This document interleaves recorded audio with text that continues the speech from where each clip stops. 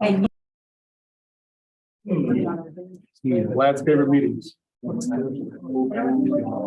favorite meeting, because I don't have a pot. Right, right. I can eat pizza. There you go.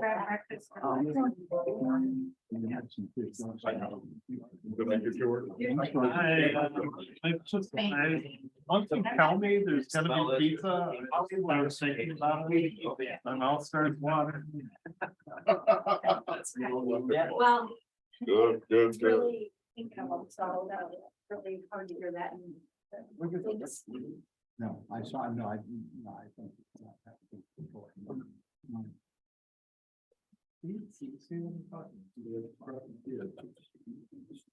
Something changed. I used to go to the sleep. Thanks.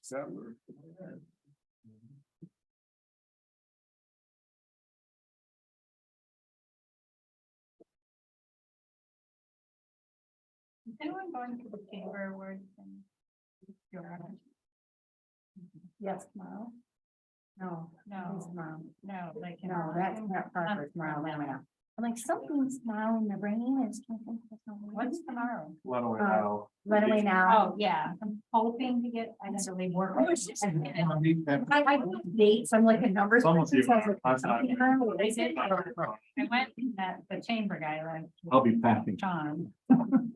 Yeah. I think he should come meet us. Yeah. We're his, their only subscriber. All right. It is now time to begin the Adrian City Commission work study session for March 20th, 2023. Roll call, please. Mayor D. Present. Commissioner Hall. Present. Commissioner Roberts. Present. Commissioner Miller. Present. Commissioner Strayer. Commissioner Castleberry. Present. Commissioner Goff. Present. All commission members present with the exception of Commissioner Strayer. At this time, I will now turn it over to our city administrator, Greg Elliott, to begin the many departmental budget discussions. Thank you, Mayor. This is our favorite time of year. We go through our operating budget and capital budget in great detail. We've combined them up into one session.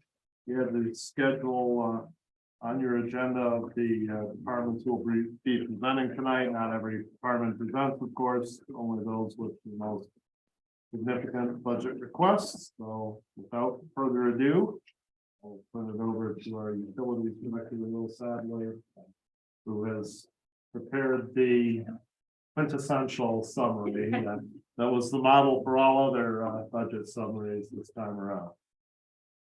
Okay, thank you. So obviously I just kind of summarized each section of my budget. And I just wanted to hit the highlights of things that went up, things that went down. Every little item goes up and down every single year. I mean, that's just the way it is. Wastewater treatment plant. I put the last year's budget and then the proposed budget for next year first.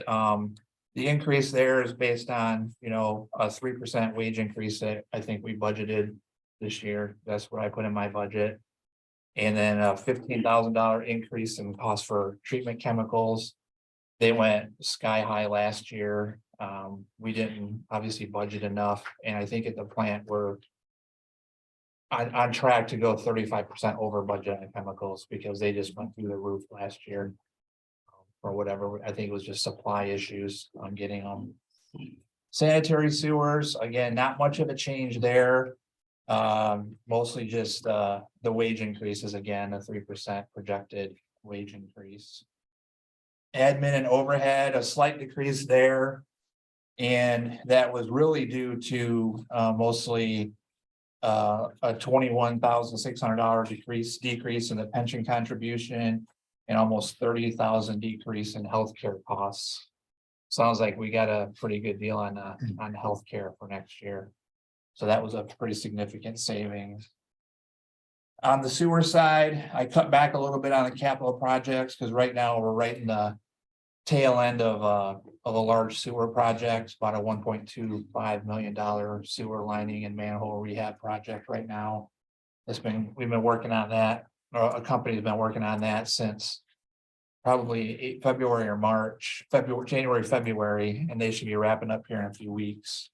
They'll probably have to come back in the summer when they get some warmer weather, because we've got some cross lot sewers that the ground needs to be hard. And we were not expecting this kind of winter, you know, this is the one winter we needed a nice frost and a nice frozen ground, and we didn't get it. So. But on tap for next year, large valve replacement project at wastewater plant, replacing some large valves around the grit chamber.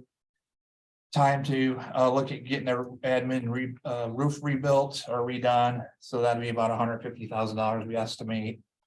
We want to clean one of our digesters, those should be cleaned every 10 to 12 years. And we are overdue to do that, so we will probably need to contract that out, so we're estimating about $50,000 for that.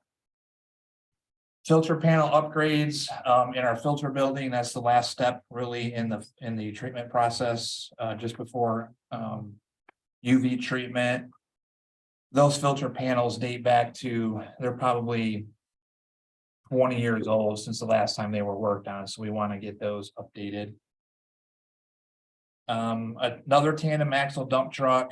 I was gonna wait till next year to put this in the budget, but we still have one on order from 2021, and we're not expecting to get that until the end of this year. So it'll be a full 2 years since we ordered it before we get it. So I decided to move it up, that way we can get it ordered, knowing that we probably won't see it for 2 years. And the same thing with a utility vehicle. Again, looks like we're waiting close to a year on some of these vehicles just to get built. For the dump truck, there'll be a matching number on the water side. And then we're looking for a large lawnmower for the O&M building, $15,000. There'll be a matching $15,000 on the water side, because we want to be able to get one with some attachments to it. And then typical projects that we have every year, smaller valves, more CIPP cure in place pipe projects, manhole restorations and so forth. So just the stuff that we do every year. I always put 10,000 to manhole projects and CIPP projects. I try to put $150,000 every year in it. And then after 3 or 4 years, do a big project. So we kind of build up and then do a big project. And then fixed. Can I ask Yep. about the roof replacement? Yep.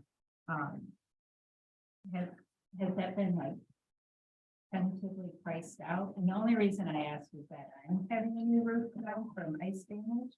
Okay. And it's more than triple the cost of what I expected. Yeah, it's been a couple years since we priced that out for sure, because originally we were gonna do it as part of the JCI project, and then I pulled it out because we decided we could push it off for a couple years. Maybe that was a bad idea. But not really, because I didn't want JCI to do it anyway, Right. so Well, that's probably a winning. my personal experience is that cost has tripled. Okay, So I don't know if that's the case for all right, commercial buildings or. yeah, I'll have Ryan definitely get in on that, figure that out. Well, I have a question. yes. Digester cleaning. Yes. First of all, what's a digester? What does the cleaning involve? Basically, so a digester is, so we have basically 2 streams at the wastewater treatment plant, the clean water stream and the dirty stream. So the dirty stream is all the waste that we take out of the water. We put it through a thickening process and then into a digester. It's mixed, it's heated. All the pathogenic material is destroyed. It turns into a biosolid. That biosolid is then shipped out. They come and haul it away, liquid form, put it in fields. So the digesters, the really heavy stuff, sometimes we can't get out of the digester easily because it's just sand and stuff like that. So it just builds up in there. And these are closed tanks and they're very deep. I mean, they're 20 feet deep or so. So it's basically cleaning out all that sand and grit that gets to the bottom of those after many, many years. I got a question for Nathan. Is that a capital expense or is that a maintenance expense? If all we're doing is cleaning, it doesn't sound to me like we're buying anything. Yeah, well, Will's got his own separate capital funds and that's kind of. I mean, in the past, it's how we, Yeah, I mean, we could. Don't tell me that's the way we've always done it. So we're gonna do it the same way again. Well, we run his If maintenance. it's a maintenance expense, it's a maintenance expense. I mean, it Yeah. doesn't look to me like we're buying any capital equipment. Yeah, right. No, I just always figured it's a capital project. It's over $5,000. I could put an operating. No, I'm Yeah. just asking, Yeah, one way or the other. My limit. Restoring the functioning of the digester. When was the last time I done it? Digestive restoration. Depending on Tax which use, I one think we I- do, I'm thinking it was probably around 2008 or 9.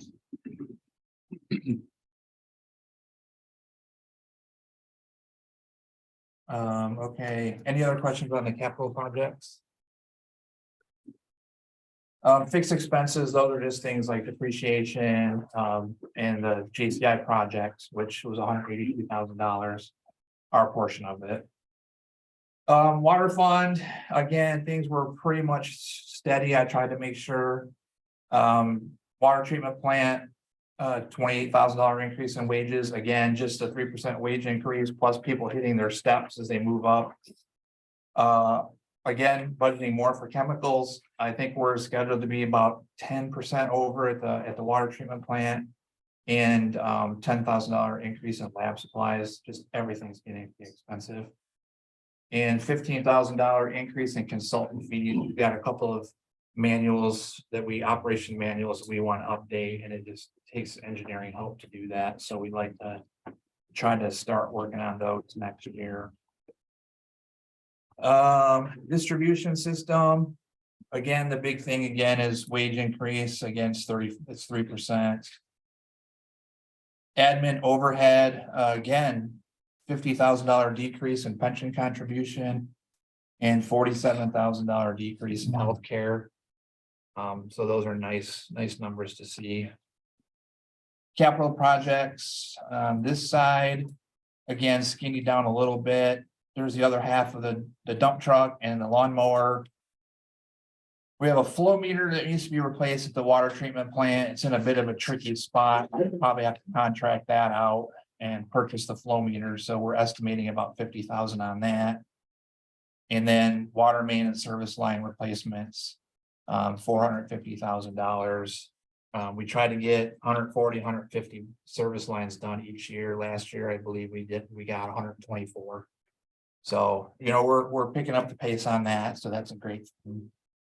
And then again, typical projects, valves, actuators, lab equipment, and so forth. And, we budget that every single year.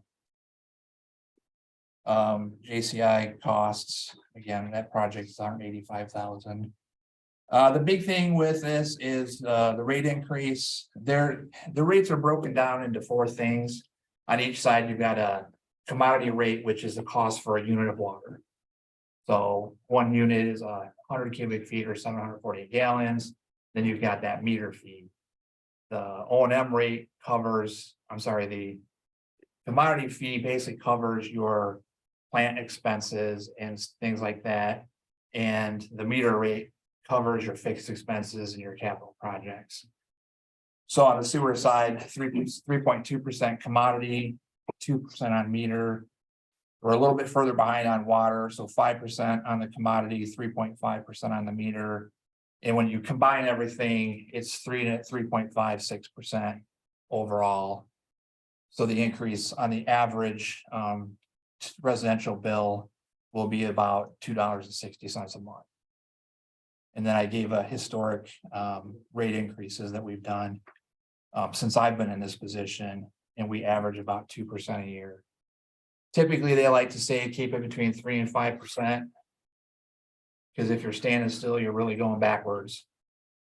And you don't want to hit somebody down the road. If you do nothing, and then 10%, that causes problems. So we're right in that range of where we need to be.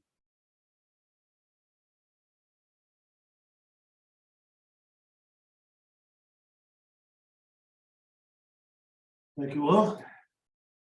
Other questions for Will? The reason for the asterisk by 20. Yeah. Oh, that was COVID year. Sorry, I forgot to put that in there. That was the COVID year. So at the last minute, I had a rate increase in there. And Nathan and I decided we better just hold steady because we don't know what's happening. So that was COVID year.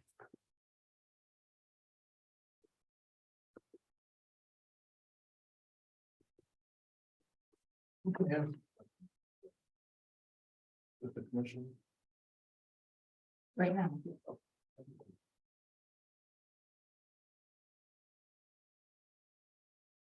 And else the will.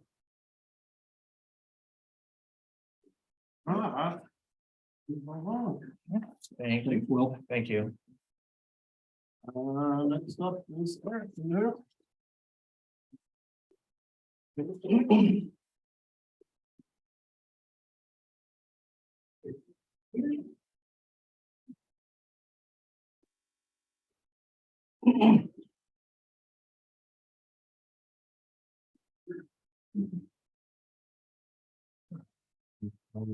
Yep, how are you?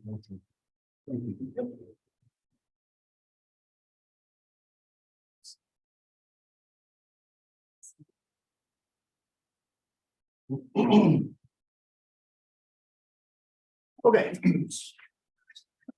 That's all right. With the wheel. Okay, so for my capital expenses or capital requests, there's 4 things on here. 2 of them, the bottom 2 are for the building maintenance fund. The top 2 are out of the, just the general fund. So the station paging system. So in our station, we have basically a PA system, a speaker system that anytime we get a call, it announces through the whole station. So everybody knows that there's a call. That system was original with the building. We've gotten to the point where we're starting to have issues with the reliability of it. So we looked at new technology, trying to figure out what's out there and what's available. So $10,000 is a decent number to replace what we have. New technology, but same type of system of what we have. I put an asterisk by that one because there are new things that could add on to that. So this could be a multi-year type of a thing, but this will get us basically what we have now. The new system, or I'm sorry, the additions later on may be like the gas stove would turn off automatically when the pager went off. That way, if we are cooking, that we actually during the ice storm had an issue that when I came in, I was like, something. Tater tots in the oven that were burnt. So that sort of thing that we could build onto the system, but that would basically replace what we currently have. That's the paging system, the extrication equipment. So that we use for vehicle extrication for car accidents, to get somebody who's trapped in their vehicle out of the vehicle. That a full set of those tools are running about $45,000-$50,000. But what I would like to see is asterisk by that, because that would be also a multi-year system. It used to be, we had a hydraulic pump and we had the 3 different tools, and then we had hoses that ran between the pump and the tool. The new tools are battery operated. So it used to be you had to buy all of it once. So it'd be $45,000-$50,000. We'd have to do that in a lump sum. But because they're battery operated, we could continue to use the old ones. Say we bought a new cutter, because that's the one that new technology and new vehicles, we need the better cutter to cut through some of the metals and the things we're making cars with now. So we could buy a cutter this year, a spreader next year, a ram the next year, and break that out into a kind of a multi-year thing. So that's what I was looking at in this coming year is start that process of replacing those. The station painting, that's another multi-year project. Actually, we just had a painter finish last week doing the interior of the station that you approved for this current budget year. That, once again, the station hasn't been painted. A lot of the places, a few rooms have been, but most of it has not been painted since the building was original in 1987. So just needs some repainting and touching up and that sort of thing. So the 25,000 would be the bay area. And then also the outside, the light posts and the outside of the building that's not brick. We're getting quite a bit of rust on the metal around light poles and that sort of thing. I want to save them before we have to go through and replace them. because they're too rusty. So just want to do maintenance and get that taken care of.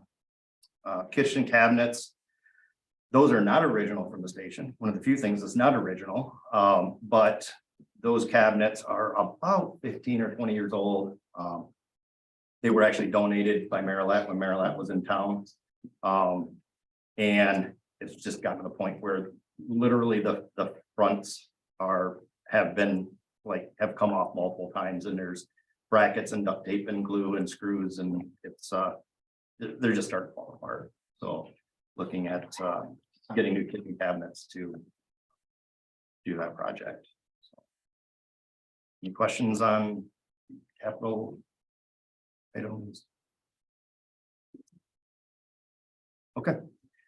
Then moving down to the bottom, the general fund request is the request.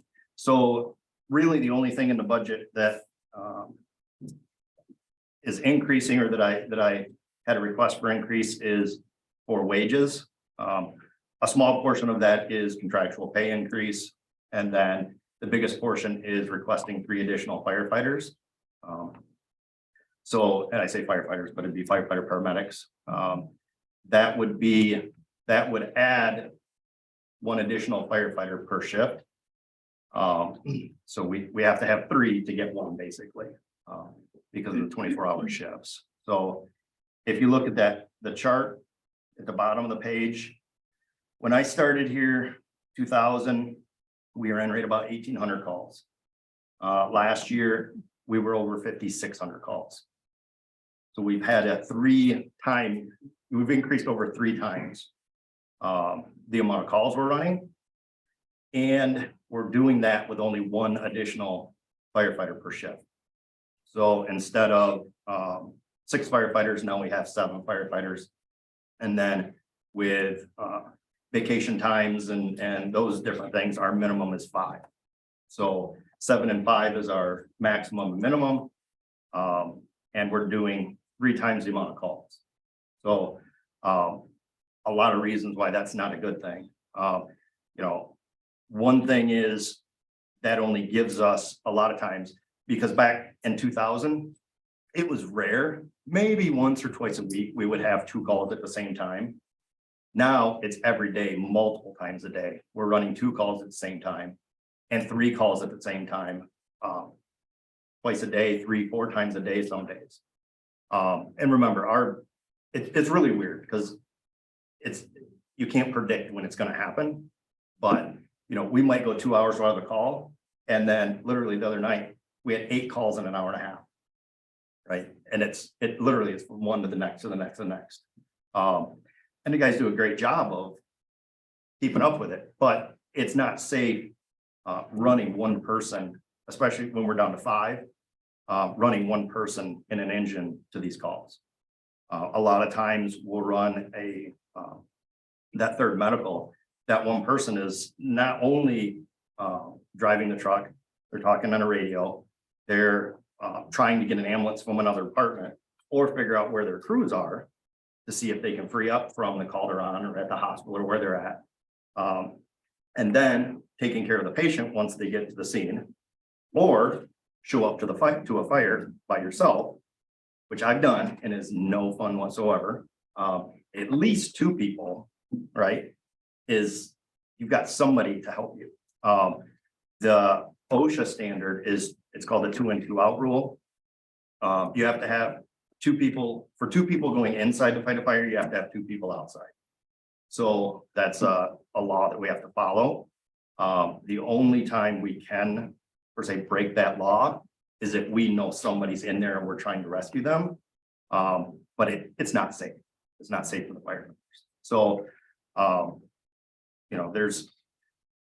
there's times where somewhat recently we had cardiac arrests and we did 1 person. Cardiac arrest means person's not breathing, their heart's not beating. And we sent 1 person by themselves.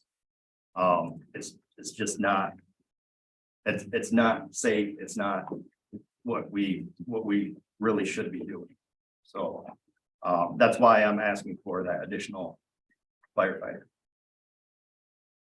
Eric, in the 22 years, let's compare us to how many firefighters have you added in 22 years? So we went up and down. When I started, we had 6 per shift. We went down to 5 per shift. Then when we added the ambulance, we went back up to 7 per shift. So right now we're staffing 2 ambulances. And then up to 3 additional. But most days there's somebody on vacation or somebody on comp time or somebody or 2. So they can have a maximum of 2 people off before we call in overtime. So we call our minimum manning as 5. So at the time, our maximum was 5, our minimum was 3. Does that make sense? Am I making sense to you at all, or am I just So if talking? you're looking at 8. So that would give us 8 with a minimum of 6. What, remind me, what year did we start running ambulance? 2019, January 1st, 2019. So, yep. And we knew there was going to be an increase with running ambulance, but nobody predicted the increase. And it's everyone. And that's part of the problem. We rely on mutual aid a lot. They rely on us some. But the other departments around us, they're increasing at the same percentage as we are. So for them to give us help, now they don't have their own, can't cover their own calls. And it's just, yeah, it's frustrating sometimes to be getting pulled in so many directions. And we're really hoping to, that adding a personal help with our retention also, because word spread that we're busy. I mean, we are, for our manpower, we are very, very busy. And it's not fun a lot of days, come into work and run call after call after call. And it's, so that's why I'm asking for it. I wouldn't ask for it if we didn't need it. Eric, Yep. I guess I'm gonna kind of play devil's advocate a little bit here. So I guess the call volume, because I was here when we opted in the ambulance service. And we were at 18 originally, then with 3 with the SAFER grant. The SAFER grant went away, we went down to 15 through attrition, I believe. But Lad, do you remember that? Yeah. Went down to 15. And then Martin Steiger told us that it was unsafe, that we need to have, more firefighters. And then former Mayor Jacobson got created and said, hey, that they think we can hire 6 more and it'd be cost neutral to the city. And again, I was a little hesitant because, when you go in and adding that many staff without knowing the actual revenue coming in, it's but I'm like, all right, well, it's a way to get our department to safe levels. So, and I go, Tim, so we add 6. You're not going to come back and want more, right? That is, in your opinion, in your professional opinion, that will be, and I understand the volume was up, but the call volume from 2000 and 2022 is very skewed because we had LCA in the community. So they were maintaining the ambulance stuff. And so obviously our calls are going to jump because they're no longer in the city. And I know for a fact that we get better service with our, guys and gals, with the ambulance service. But when you add personnel, I always have to, ask some questions on, contractual, is it?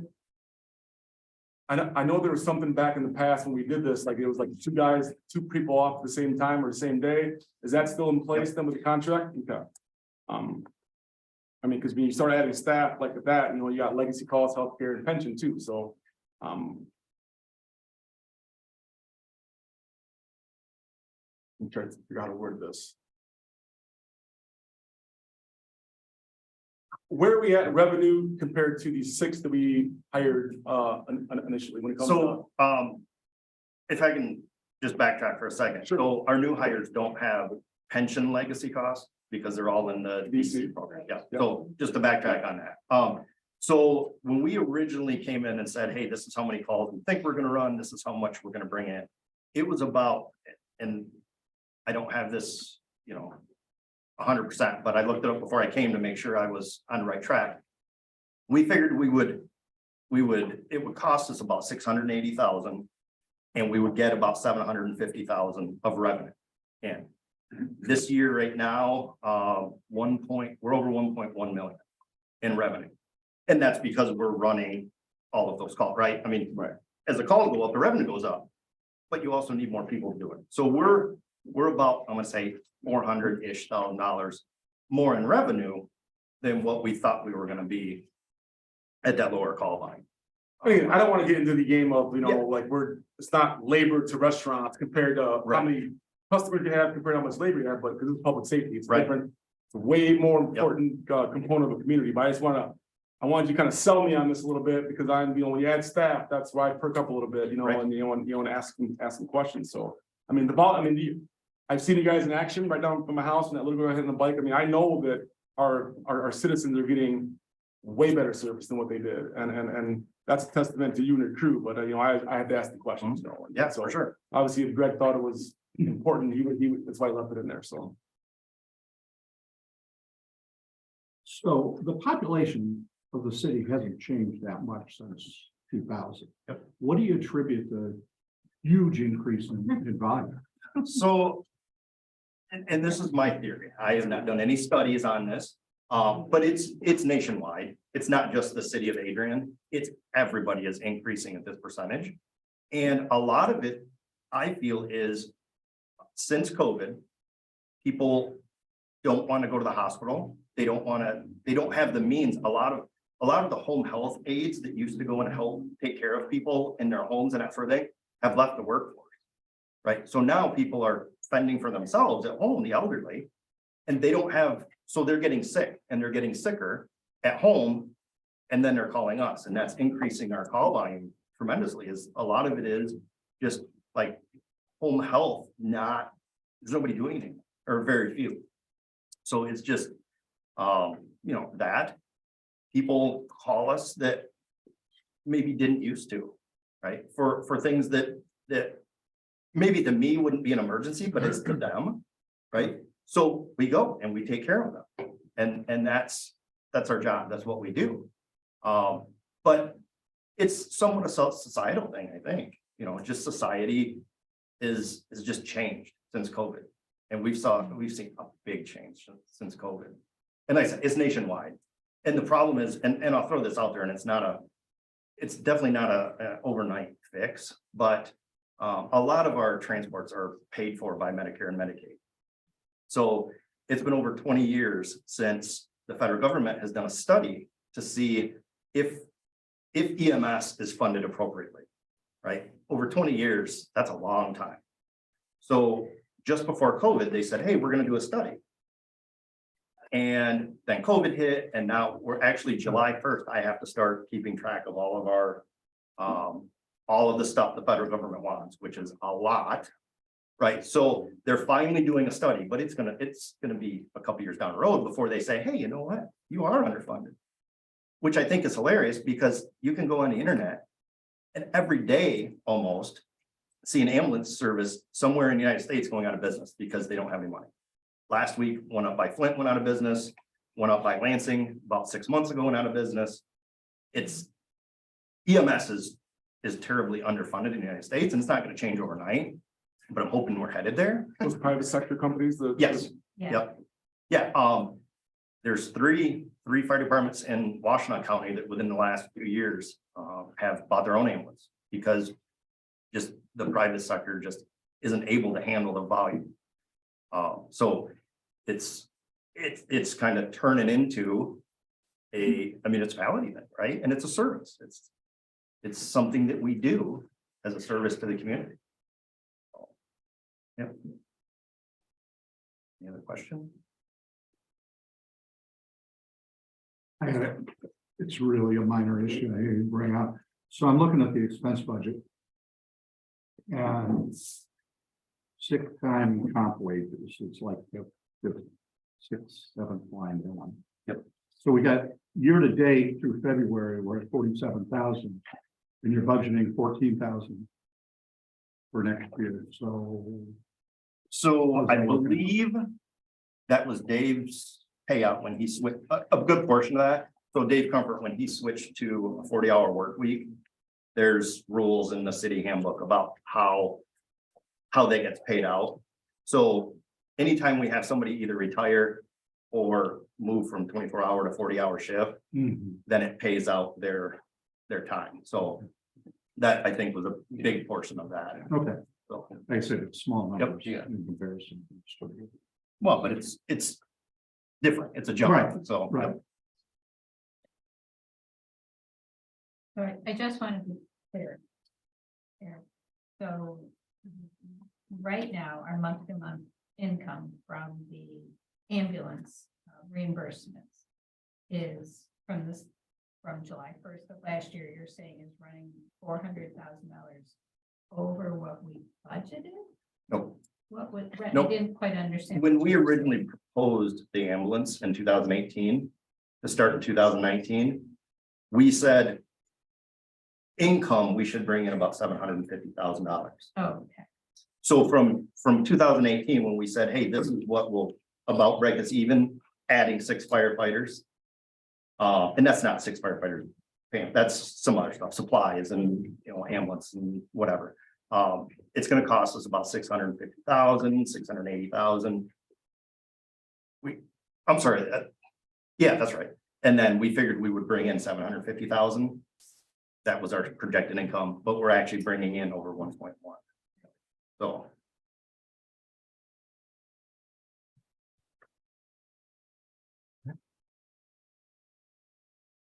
Anything else for Eric? Well, I guess the only other thing is, where are we going to find these?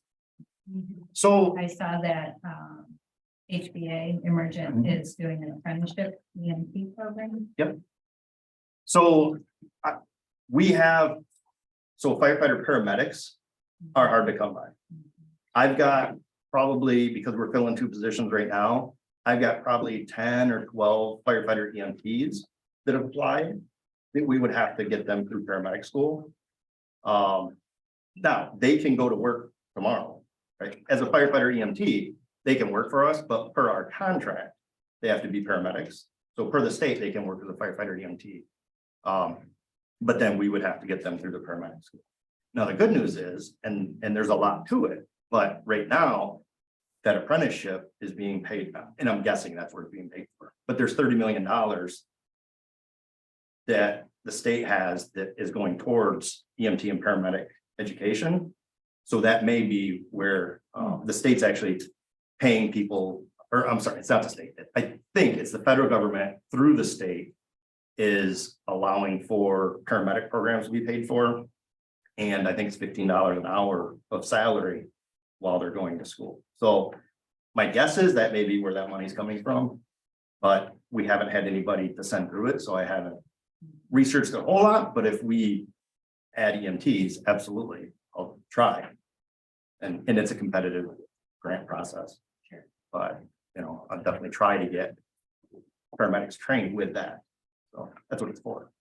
And one last question quickly, so, and we're allocating funds every year to replacement costs for your big ticket items, or we put money aside for that, or like the ambulances and the engines and. I don't know if we're putting anything aside. We bought a year ago, we bought another ambulance. So, yeah, I don't know if we're per se putting anything aside. We need a chunk for your engine. Yep. Yeah. Yeah, so we have the engine that takes 2 years to build, right?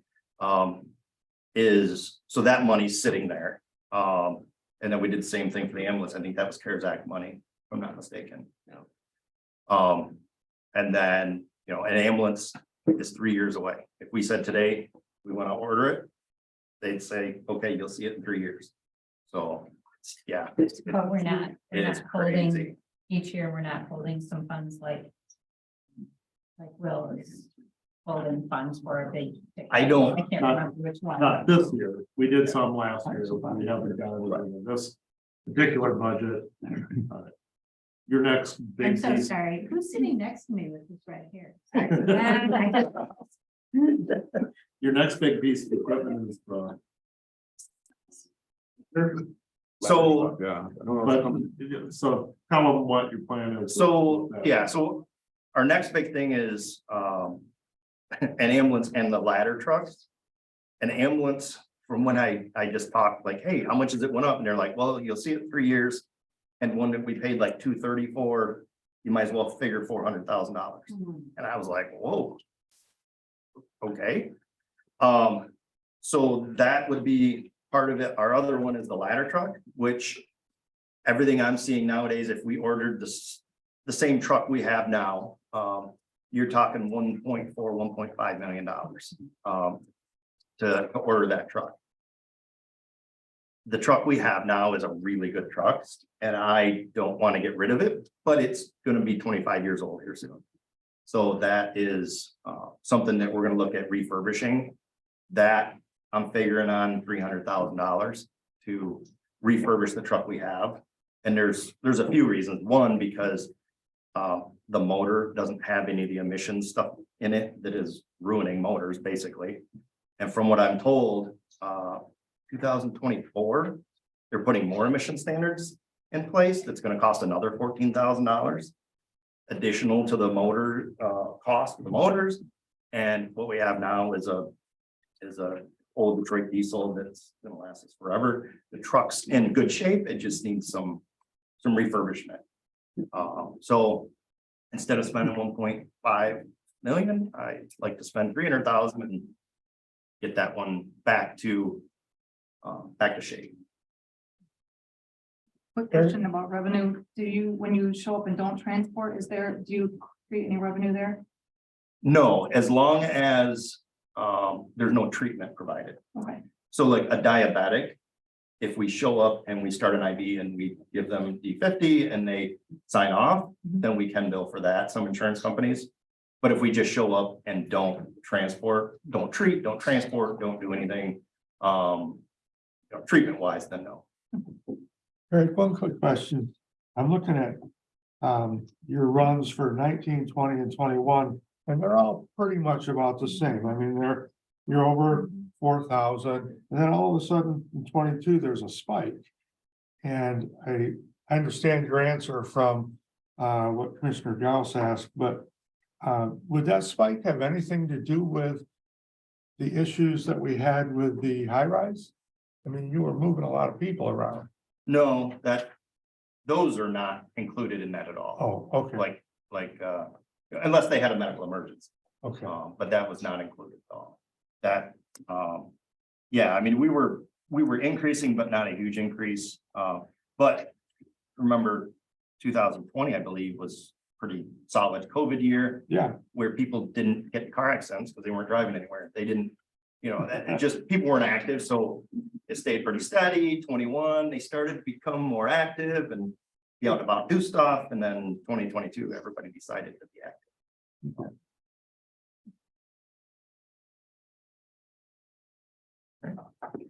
Yep. Thank you.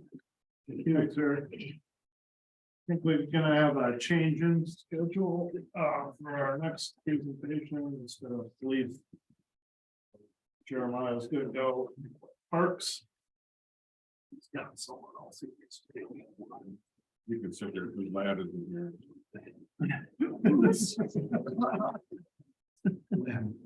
Oh. I help myself, I brought some pizza. That person. Old Joe, still one.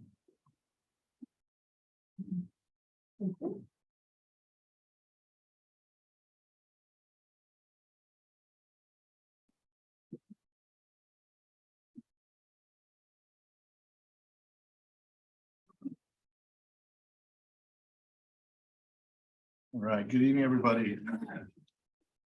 What you have in front of you, got two sheets, and I'll kind of go back and forth between the two as they kind of tie in. As kind of Will and the others, some highlights here. And some capital projects and things like that, kind of where we're going with some things. Right at the start there, for our parks department, you see last year's budget and our proposed. That's due to just kind of some increased wages. We made a promotion within the department, had a new hire, and then additionally, employee steps and grades have kind of bumped that up. Some other increases. One of the things, if you noticed last summer, we had quite a few seasonals, which was an absolute, a ton of help, a godsend, really. So one of the things that you see is the fleet gas prices. So we had more employees out, trucks moving around the city. So there's a little bit of increase in there.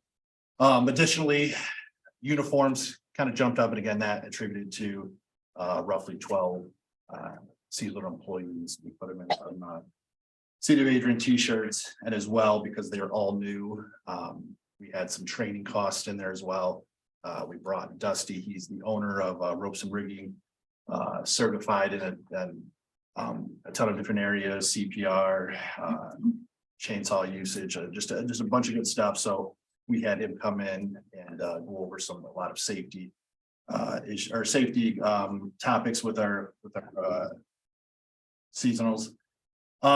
Capital projects, you see, so 22, 23, there was nothing there right now this year. 15-6, one of the things that we want to work on and we'd like to bring is an Island Park security gate. We have an overwhelming amount of folks that go into the park after hours. And that's where a ton of our bathrooms, if you remember last summer, I had to close them for a while, were literally being destroyed. And not only our security company, but APD, that was with constant conversations. After hours, you roll in, and I would go in myself sometimes when I was out and about, pull into Island Park, 10 o'clock at night, there's cars, you see people everywhere.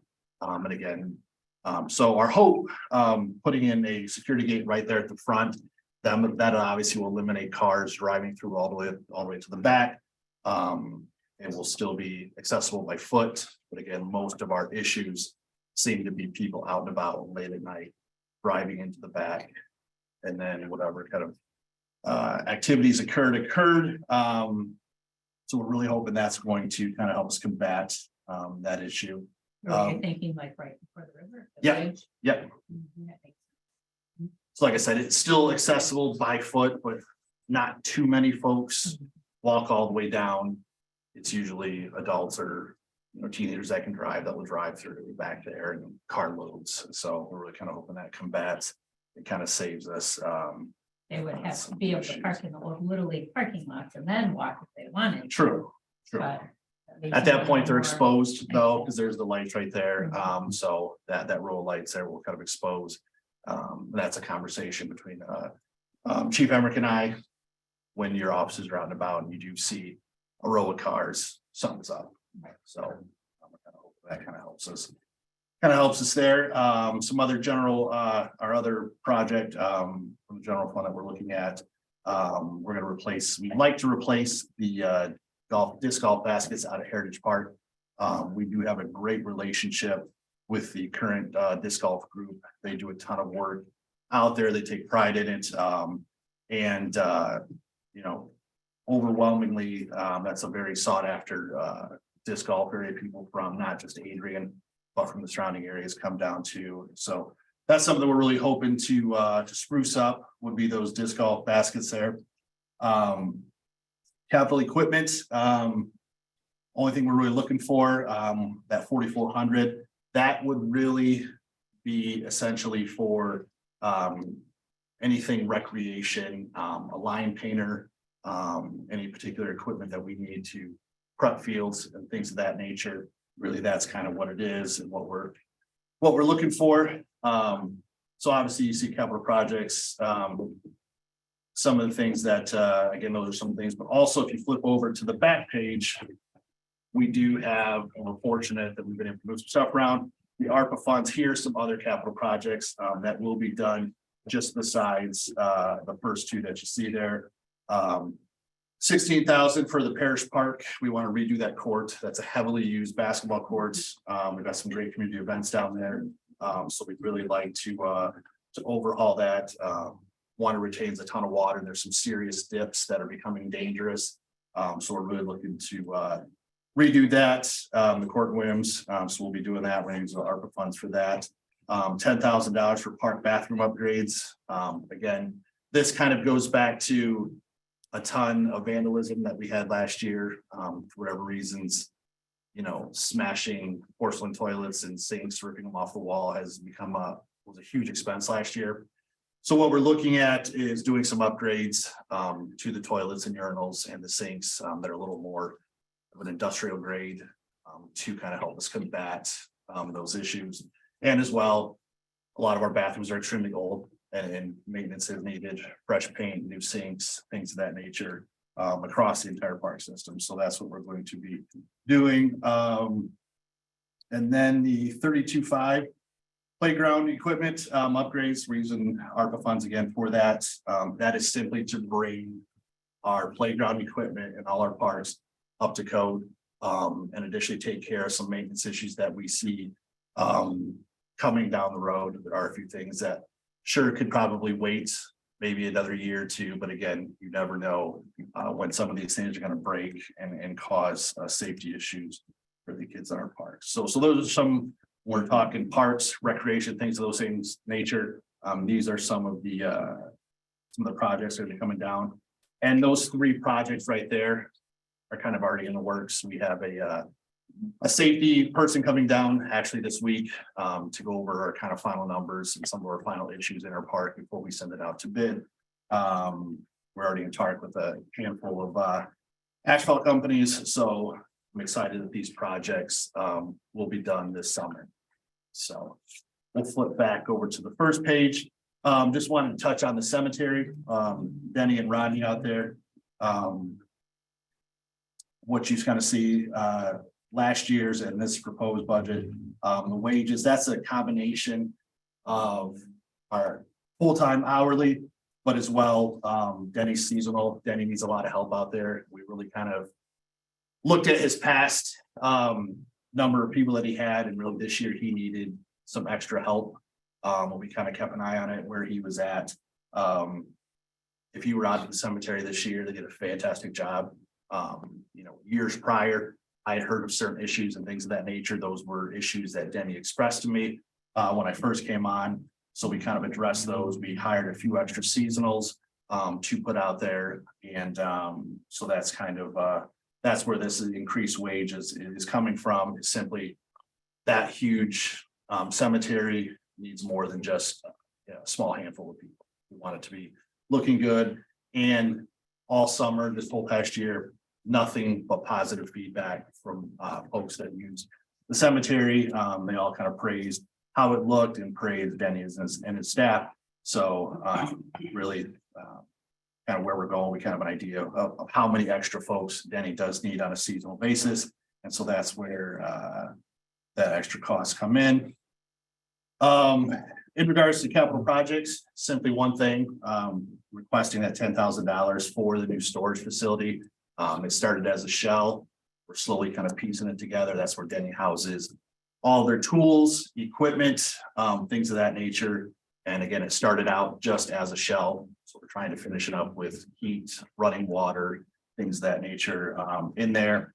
But overall, we don't have any this coming budget. We're not asking for anything equipment wise. Last year, Denny received a new utility vehicle and a new mower. So equipment wise, he's setting up pretty well. And one of the positive things and a good thing about that storage facility, it gives them space to work. Denny and his guys are extremely handy, so they're able to do a ton of it themselves. So we're really just trying to provide them with an area that's climate controlled, there's running water, and we really get a ton of output from those guys. So they do a fantastic job. Is this something where the increased seasonal help can help, because they lost a lot of big trees in there with this ice storm? I've noticed driving by. Yes, so currently they're I kind just of, want to make sure they're taken care of, because Yep. they lost some big. Yep. trees in there. they're all included. So moving on to the wonderful fee estates. Just highlighted it, it's a 4.5% of a 16-month rolling average. Look at last year's 22-23 compared to this year's 1.244. To give you an idea, kind of how volatile the market is right now, right at the start of the fee estate balance as of February 1st, 2023. Excuse me, was at 21.9. The balance as of March 1st was 21.3, lost almost $600,000. So when you're thinking fee estate, it varies. This is very dependent on the market. And so, it's really kind of hard to assume what we're going to get. We have an idea, but again, you see simply just from the market, the loss that we took just in 1 month. This year's expected payout is supposed to be roughly between $900,000 and $1 million. And one of the misconceptions that I get in the question that arises quite a bit. So on July 1st, I'm not given a check for $1 million just to go out and do projects. If that was the case, we'd have the most immaculate park system in the country and probably wouldn't be here. So again, that's one of those misconceptions that's there that I try to dispel. But it also gives me an opportunity to talk to residents and really give them kind of a clue and idea of how things work and exactly how the fee estate works. Some of the things that's the fee estate's accounting for this year, some more, we obviously, like I said, we had increased in wages, we had a new hire this year, made a promotion, some steps and grades, so there's some little bit of increase in wages there that the fee estate is helping us with. Increase in overtime, maintenance supplies, things of that nature. Again, we're having these extra employees that are coming on. This is going to be year 2, which I'm excited about. But again, having all these folks in the field working, you do see an increase in, our fleet gas and lube, uniforms, things of that nature. So that's where some of our increases are. We have a decrease in seasonal part-time wages. That was one of the things as we were looking at the budget trying to cut back. Well, I can do that because I was able to bring on a new person this year, a new full-time TPOAM. Braxton Garza, young gentleman from the area, has a ton of experience in hardscaping, landscaping, and construction. He started last week and has just jumped in, part of the crew, and brings a wealth of knowledge to that. So again, this is where my goal and our focus as we move forward, having somebody new, guess what, that does allow us to kind of back off in other areas. I think that's going to be a positive thing. Can you talk a little bit more about what do you get asked to fund via the fee estate that you have to tell them most often, we can't do that because there are very particular guidelines for the fee estate. What can it fund and what's the majority of the questions for where you can't fund it? So 2 of the biggest things, one when it comes to recreation, the fee estate cannot fund anything recreation based. So it can't do ball fields, can't buy ice equipment, things that anything recreation based, it cannot cover. And going back to my earlier point, that's one of the biggest things, there'll be something that's broke in the park or a specific structure that's starting to look rough. And people say, well, I know new budget, you're going to get a $1 million check, take care of it. Again, that's not just a slush fund sitting there where I get this $1 million. Like, all right, let's just start doing projects, right? What's lost is that the fee estate covers so much in regards to operating expenses, right? So it's not that. So those are the 2 biggest things. But when it comes to recreation, it's usually, that's the big thing, is why aren't you replacing the basketball courts? Why can't we buy, all new playground equipment?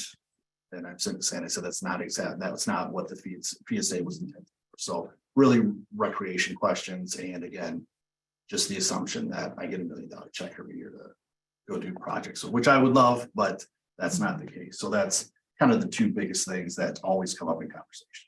But again, it's a great thing that leads to just overall positive conversations about what's going on in the parks, what people want to see, where we're going. And they always lead to very positive outcomes and discussions. You'll see this year, we have an increase in capital equipment purchases.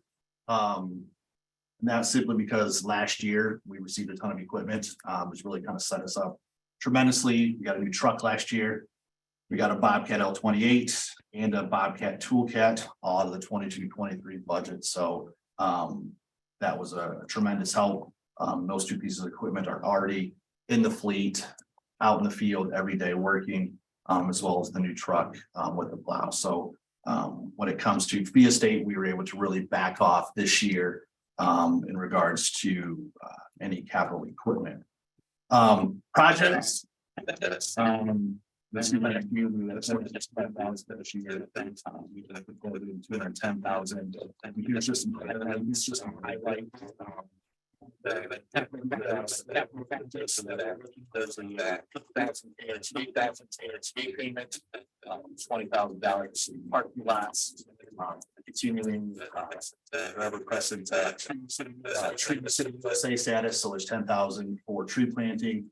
And we already know for the fact that that's gonna be used up in a heartbeat. So obviously this ice storm that we had, and you've all seen it, so many trees are split and at this point can't just be pruned. So right now, between ourselves and consumers, a lot of trees are coming down, and this work will continue on for quite a few months until that's taken care of. And then with that, we already have a list, any tree that's coming down, we're replacing it there in the boulevard with some new trees and stuff. So that 10,000 for city tree planting, no, hands down, will be used up really quickly. 20,000 for asphalt maintenance. Again, if you go into the parks, potholes, things of that nature, we were to do quite a bit down at Highland Park this past year, and cleaning up some areas that were getting really severe, some big potholes. That's an ongoing issue. And then the big ticket item, 110,000 for Trestle Park wood restoration. As I'm sure you all know, that's a 35-year-old park made out of wood.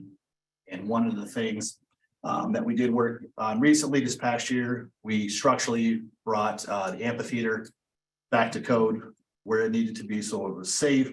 However, again, if you walk through the area, the boardwalk, those boards are mush. They're falling apart.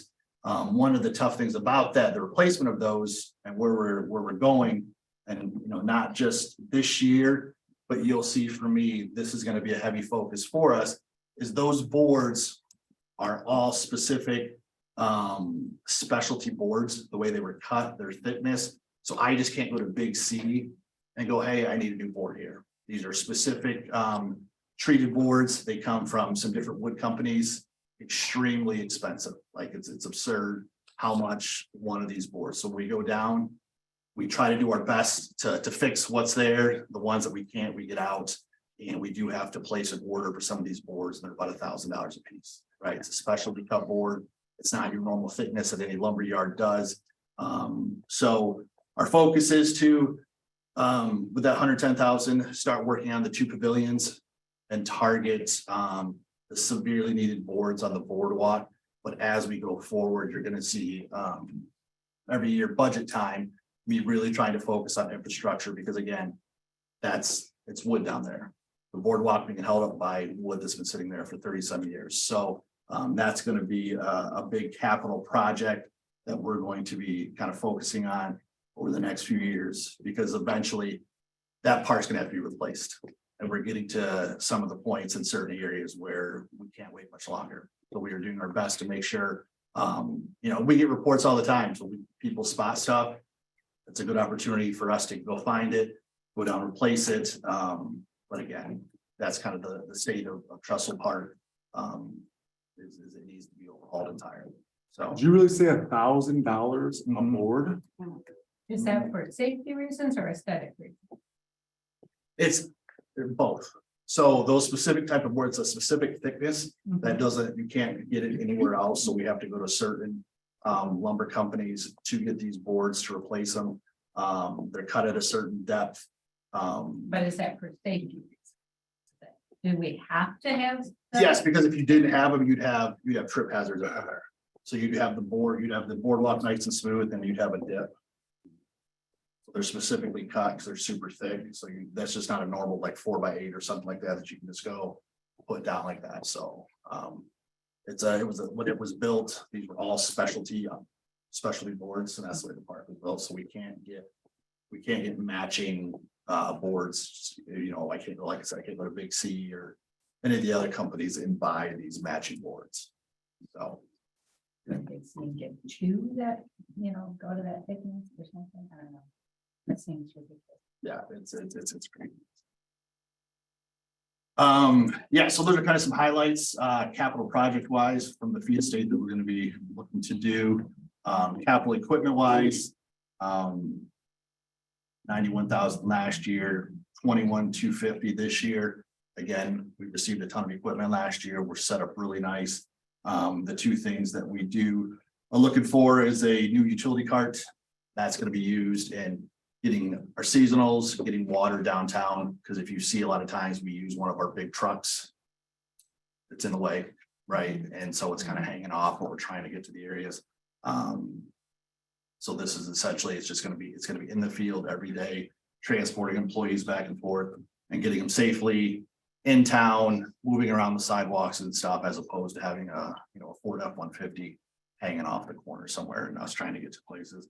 Then the small equipment, that is simply chainsaws, blowers, things of that nature, things they use constantly. So that's what that 10,000 would be there, is for us to be able to simply maintain small equipment throughout the year. And again, I kind of touched on it earlier, but just these are the ARPA funds, some of the ARPA projects that we're going to be doing, and these will all be completed this summer. So a lot of exciting stuff going on. Questions? When you look at the playground equipment and other places that we have bleachers stuff, we got any safety issues there that need to be addressed, or Which part? the Oh. playground equipment and bleachers anywhere? Yep, so we've identified all the spots, and so that's where these figures have kind of come into play. We've already had a safety person come in. We've kind of patched together some of the severe areas. So for example, down at Island Park, we kind of call them the bridge decks. We're literally starting to fall. We couldn't replace, we tried to tack weld them, they would break. So we literally took plywood and fastened them together. It looks terrible, but it is safe, but that does need to replace. So those are some of the things that that 32,000 is going to address, are the severe safety issues. Thank you. The additional funds needed for the pickleball court. None of that will fall within the next. Correct, that's on our boat. Yeah. So we're good there. And that'll kick off June 1st. Happening, that's in. Yeah, I Correct. guess this year's budget. Yeah. Right. Yep, it's kicking off June 1st. So excited to have pickleball, but put that under rest. So What's the ETA for that? take about a month. So, yeah. A lot of it, what it is so it's not even so much the putting it together, it's the curing of the materials, the asphalt, and then the final sport master coatings that go on it. It needs a couple of weeks just to sit and not be touched. So, like I said, I talked to Krieghoff this morning. Everything's good to go. June 1st kickoff. So hopefully right after July 4th, we'll be playing. So, Mr. Heller, I hope you're ready. Ready?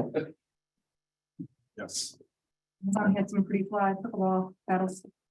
That, Amazon has some pretty fly pickleball battles. I sent them to you guys, notice it. Me.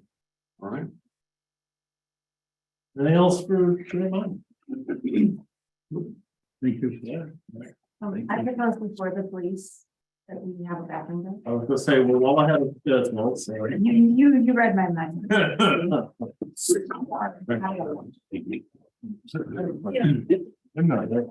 About slides. I haven't been down. Let's do, the next more. Get to the point where 30% of the board need to be replaced. So Nathan, looking at Jeremiah's, This is so what. on the front page here, capital equipment, $4,400. Hopefully. We're not gonna capitalize it. Right, same thing on the second page. The entrance, we got small equipment. Yeah. $10,000. None of that. You just like telling you that he's gonna use that for small gadgets. Yeah. That's all it's. Put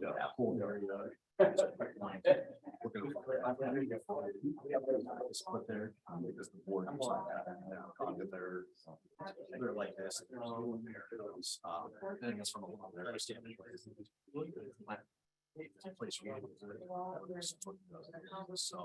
So that entrance area. Almost to the point where they're getting 25% of the boards that they have. Look all brand new. Yes, sir. And that's what I do.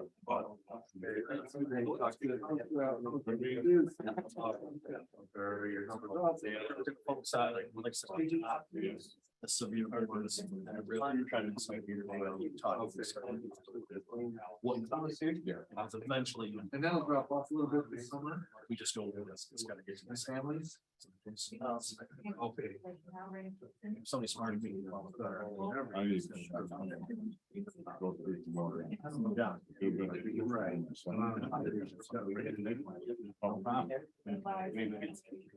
Yeah. Well, I've just noticed a lot more. Than ever before. It's not just mom, dad, hey, but so. So. For the. Oh, Martha.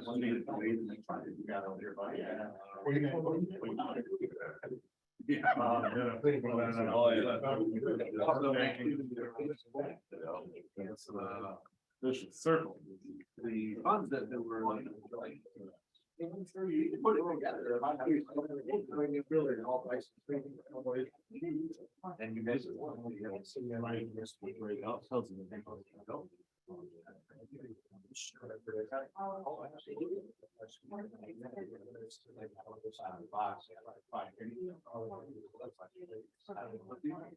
Evenly.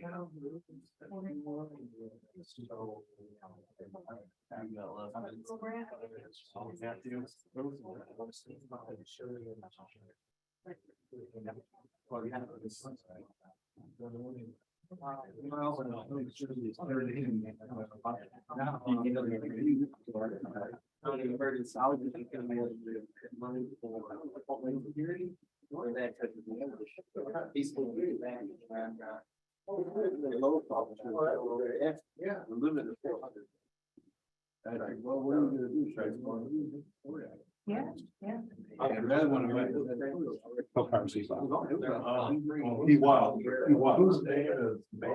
I have no idea.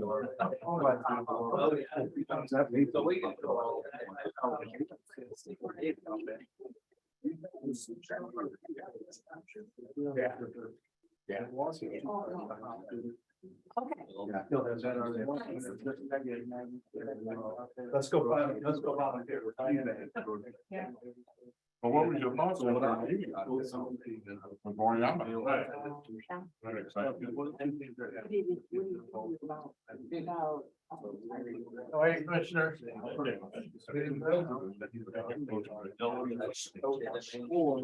I just don't know where that is. Later in the week. Yeah. So, I mean, we're just hopeful that we'll turn that, so turn it around. I did. Yeah. All this- But, no, I think I, no, I think I can here. Because we're partners on this. And That's pretty much- it's saying no, the D. Just one and a half, giving me, We get to, it's fine. I haven't seen her in a while, but, I asked, I told her it was out her dance. It's going great. You say it was there. Yeah, 'cause I had, for sure.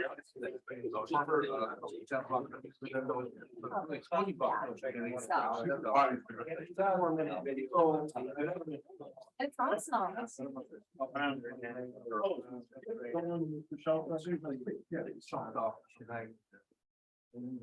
But that's gonna help us a lot. I'm giving me. At mine.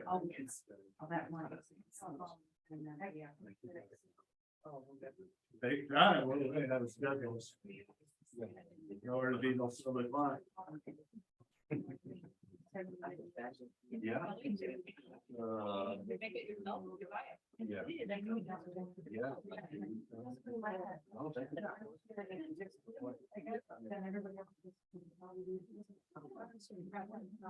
Well, then you are feeling good. You are feeling good. It's part of the adult industry. Actually, my fingers were literally. Yeah, with eggs and like, you know. Like some parts. Well. Seemed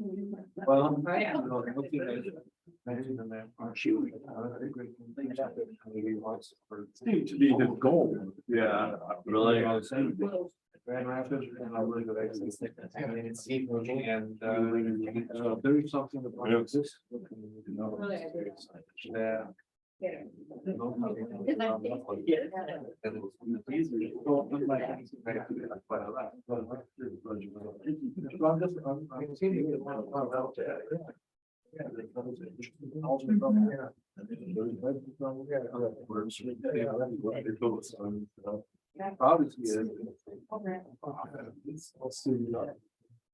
Ladder, still, or really meet some really cool people. So. I'm glad you're happy, Doug. You're very good people. Might work for next meeting too. Okay. I'm gonna start running things from this end. Really, really. You sit at the end of the table on Thanksgiving too,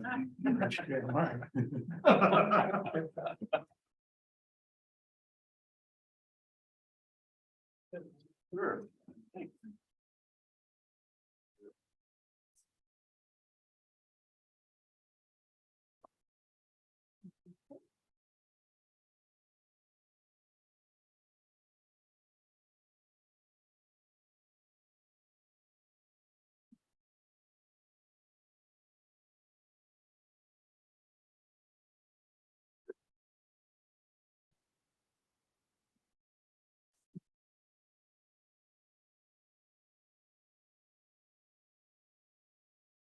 Thank you, sir.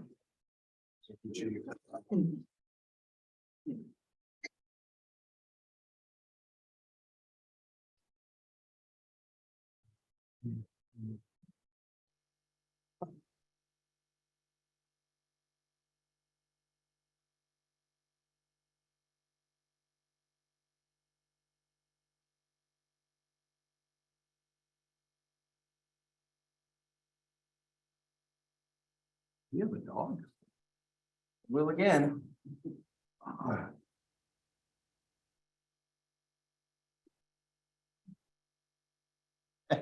Hey. No, you know, they only don't like county commission. They love the one for freedom. Ready to go? Yep. Okay. Remember? You're up. All right, thank you, sir. Good evening. So I have the wheel type handout here. I did the best I could. We've gone down to the highlights, the ones with the most movement here. So the first line I have is well, I picked the account numbers, the 3 digits that change in the account numbers, but the SRO grant, which is a revenue, was increased by $15,000. We had been talking with the Adrian Public Schools superintendent. They have a new, I'm not sure the name of security council committee. And part of their discussions were they were inquiring about adding a K-9 to our school resource officer. So if you know our SRO, Josh, he used to be our K-9 officer on the road. So the school was inquiring about a dog. Can you explain to those who don't know what I know what it is, but what an SRO stands for? Sure, school resource officer. Yep. Those who might not So Josh is about the best there is at training dogs. And the school wanted to give him one that was not aggression trained, but trained to sniff weapons, drugs in the school. So they have put in the bill for that. They bought the dog, they bought all the equipment, and they have increased their share of our MOU or memorandum of understanding to include the cost of training and any overtime that Josh may have. So that went on the revenue side. 2 lines down, you'll see that overtime increase. Part of that is to offset that number. Item 702, wages. So we have a number of personnel. We have 2 that are retirement eligible. We had 1 unplanned departure last week. So we're asking to move our staffing up from 31 to 33 so that we can get enough people trained and ready to go. So when we start to lose those senior officers through attrition, we have people trained to fill those spots when they come in. Chief Massagill touched on sponsorship, training your new hires, and we do the same thing. The state has a grant through MCOLS, the Michigan Commission on Law Enforcement Standards, 32 million the state has set aside to train new officers. So we currently have 3 in the police academy right now that the state paid for us to train. And they're earning a wage and getting their certification, and they will join us in about 6 weeks, I think. May May 8th. they graduate 18. Okay, fantastic. So looking forward to having them on board. We want to do at least 3 and hopefully 4 in the July session. So we're looking to keep training and keep plugging those holes before they happen. So that's the reasoning there. Also hoping to move. We have one, right now we have 2 full-time and 1 part-time office staff. I would like to take our part-time person and make her full-time. The work is certainly there to justify the change. I have a handout attached, the legal update handout. Just to show a couple of things. This is already 2 years old, but right there where you see the date in red, it says require persons arrested for certain misdemeanors. Having maximum penalty not exceeding 1 year to be issued and served an appearance ticket and to be released from custody. So rather than the traditional trip to jail, they get a ticket and a court date, which then creates more documentation or paperwork that cycles through our office. In the right-hand column, all the way down the last full paragraph, must be charged by the appropriate prosecuting attorney or released no later than 3 p.m. the immediately following day. So they have really put the screws down in terms of paper process. So if an officer makes an arrest, they are working until that report is done. So if it's an involved case, they may have several hours of overtime because that has to be done before they leave so that the prosecutor can have it to do the work they have to do on their end. So the staff we have in the office is the group that supports the officers on the road. So anything that they do, any arrests that they make, we need that personnel to assist in the process and act as support, get the proper documents, video, all of that information over to the prosecutor, to the courts, subpoenas, all of that. So that is the ask there. There's also some scheduled wage increases by contract included in that number there. So you're gonna cover that clerical work with creating full-time out of a part-time, is that? Well, we've been covering it with what we had for the last 2 years, bumping that person up to full-time. And I don't want to get off on a tangent here, but back in the day, we had 6 office staff, Terry, I can't remember, you mean number 5, okay, so we had 5 full-time. We kind of dropped down a little bit, and then Administrator Horn, I think, was our last cut, so what year would that have been? Somewhere around 20. Okay, any event, we've made do with what we have, and we use a lot more technology than we used to. So when I say documents and process, I don't really mean like paper shuffling, but we send stuff to the courts electronically now. So using what we use, I think 3 full-time would be a good fit for us. And that's enough. That's enough. 2.5, yeah. Would that allow our officers to not do as much of that administrative stuff and they can be in the field more? Is that thinking on that? Or like you said, you went from 5 to 2, that seems. Yeah, it was pretty drastic at the time. No, what they do is not necessarily what the officer does. So, for example, if an officer makes an arrest, they're typing their report, they're uploading the video, they're doing all that stuff on their own, they're entering the evidence. The office staff, I would say, is almost more after the fact, when the magistrate calls and says, we need a copy of this warrant, or we need this sent over, or we need this entered into lien. Or they'll fax over a bond condition, for example, then the office staff will enter that information in. So it's definitely more of a support role. It won't be taking anything out of the officer's hands, but it'll certainly help to assist them as they move forward with their case. Sure. This 3 p.m. on the following day, they get arrested Saturday morning at 8:05. Someone has to come in and either to release them on a Sunday. Says immediately following day during the week, the weekends may be performed, so sometimes they do arraignments on the weekend with video, but yeah, we still have to.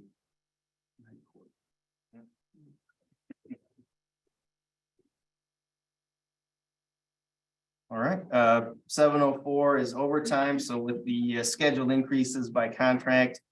That number I've been using, 95,000, gets me less time, so I've increased that slightly and also included the 15,000 revenue from our agreement with the schools. That is a change there. 741 operating. So we've included an increase there because I need to buy another storage container for vehicles that we hold indefinitely because they were part of a homicide, so. The two vehicles you see in the picture there, the van, individuals in that van shot and killed someone inside that red Cutlass, and that was in 2002. And since that time, we have had to hold those vehicles for the natural life, the life of the offenders. So if there's an appeal process, which there was, we had to drag them out and recreate the scene. 2010, I believe. Yeah, okay, thank you, Terry. But yeah, so we have to hold those indefinitely. And thankfully, we have not had any events that would cause us to hold more vehicles up until a month ago. So as you know, a month ago, we had a similar thing play out. Now, instead of 2 vehicles that we have to hold on to, we have 4. So we were able to take those 2 that you see in the pictures and stuff them into one container there. So we've weighed many different options. There are departments that maintain parking structures solely for vehicles of this type. I have talked to, at the time it was Prosecutor Castleberry, now Prosecutor Wise, and there's no way around it. We have to hold on to it. So the most cost-effective option is to just get another container and stick them in there and hope we don't have any more. Cross that bridge when we come to it. That's the increase that you see there is essentially the cost of one container. Where do you have these from? So this one that you see here is on the DPW facility.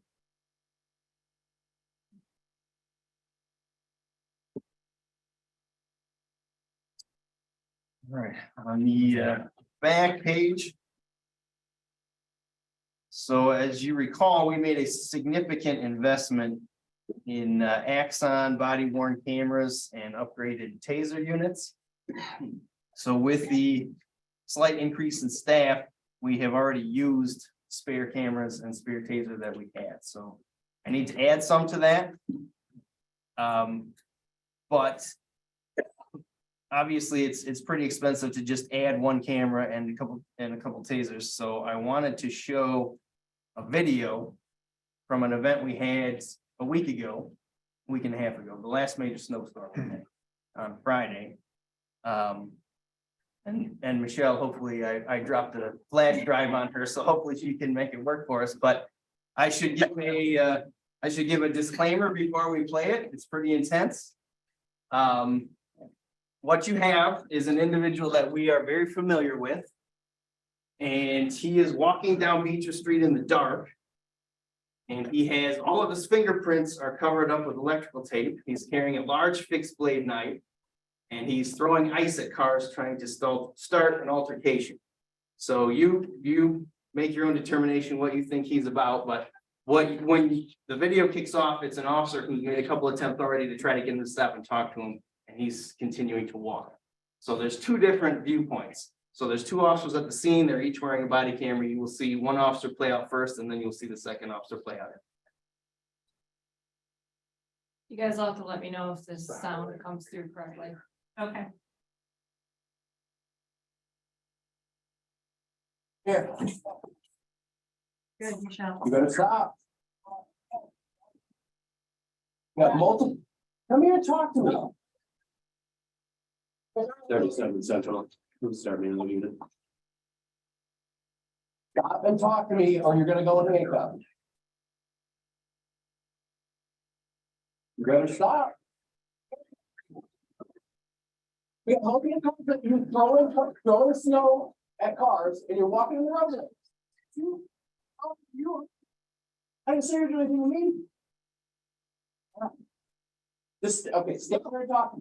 No, what is your problem, man? It's snowing outside. Where?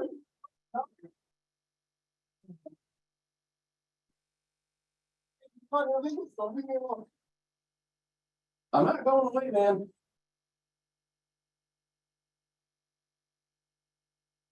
All right, come on. Stop. Stop for what? For what? Because I told you for what? You ain't you for what? We're loading up, right? We're loading up, right? Get your camera off. We're loading up, right? My camera is. We're loading up, right? Were you throwing snow cars? No. Oh, it's not. Okay, then you have to have something to do about that. You're walking in the road, Mike. I understand that. But you're impeding traffic. Stop. Stop. If I can't walk on a sidewalk, then why am I? This is ridiculous. You're gonna have a conversation. I want to have a conversation with you know, stop. John. I don't know. Stop. Stop. Stop. Find out. John. Stop. Stop. John, relax. Relax.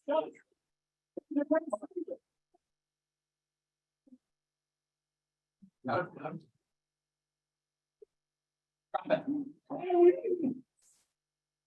37 seconds.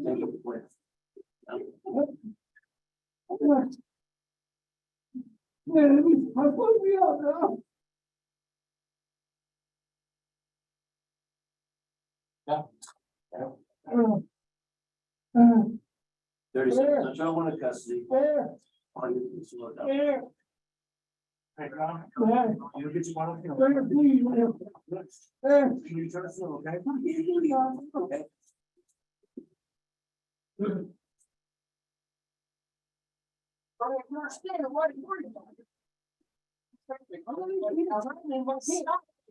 Stop. If I can't walk, then stop walking around like this is ridiculous. I don't want to have a conversation with you. Jonathan, hang on a second, okay? I'll load you. There you go. Oh, I don't. Yeah. I'll load you. Stop. Jonathan Mallard. I'll load you. I don't know. Stop. There's two ones, but we got one to go for. Put it down. Put it down now. Put it down now. Put it down now. Put it down. Stop. John, stop. Stop. Back up. John, just back up. Yep.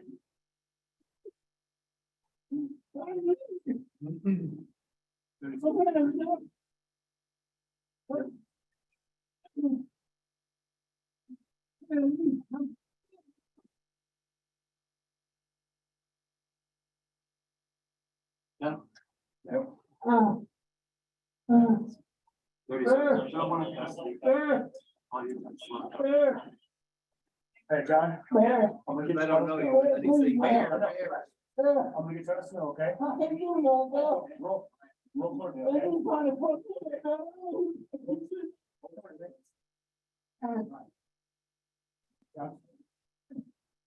I'm gonna stand up, okay? You ready? Are you ready? Here. Hey, John. John, can you take it? You okay? Yeah, I'm good.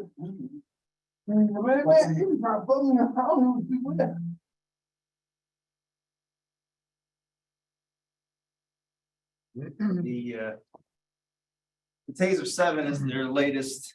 We're used to using the X2, which sometimes doesn't get through winter clothing. So sometimes you'll hit the coat, you'll hit the sweatshirt, and it won't deliver the current. Taser 7 obviously worked through that gentleman's jacket, whatever he had on. So.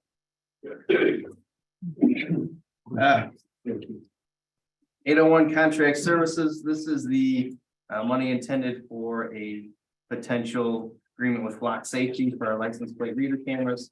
There's also some money included in there to assist us. We've been outsourcing our backgrounds. So when we get a candidate, we will contract with a retired detective out of Wayne County. And he will do all the legwork and find the information that we couldn't find on our own about our potential hires. So we've had a lot of success. I've been very happy with the work that he's done there, hoping to continue that. There is a potential grant that we are looking at that might offset this cost for Flock Safety. I was contacted by Craig Tanis from County Emergency Management. There is funding through Homeland Security for technology of this type, so he's in the very early stages, but he's gonna help me apply for that, and hopefully we can secure some money to pay for at least that first year.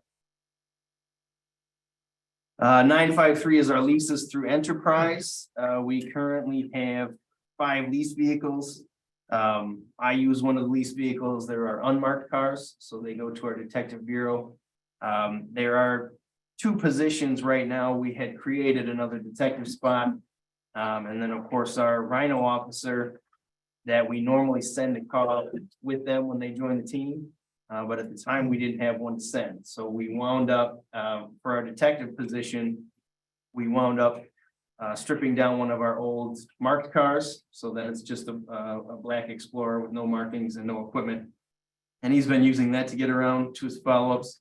The Rhino officer is just kind of sharing whatever cars they have out there in the team. So ideally, I would like to get those to another lease vehicle so that we can have vehicles. 970 is our IT budget. I know that question came up last year in terms of that's a pretty high number, and we do have a lot of software subscriptions. The number went down slightly this year. We kind of cut back on the number of desktop units that we have. We used to have to maintain a couple of Windows 7 units to get access to our much older reports. We've had so many systems over the years.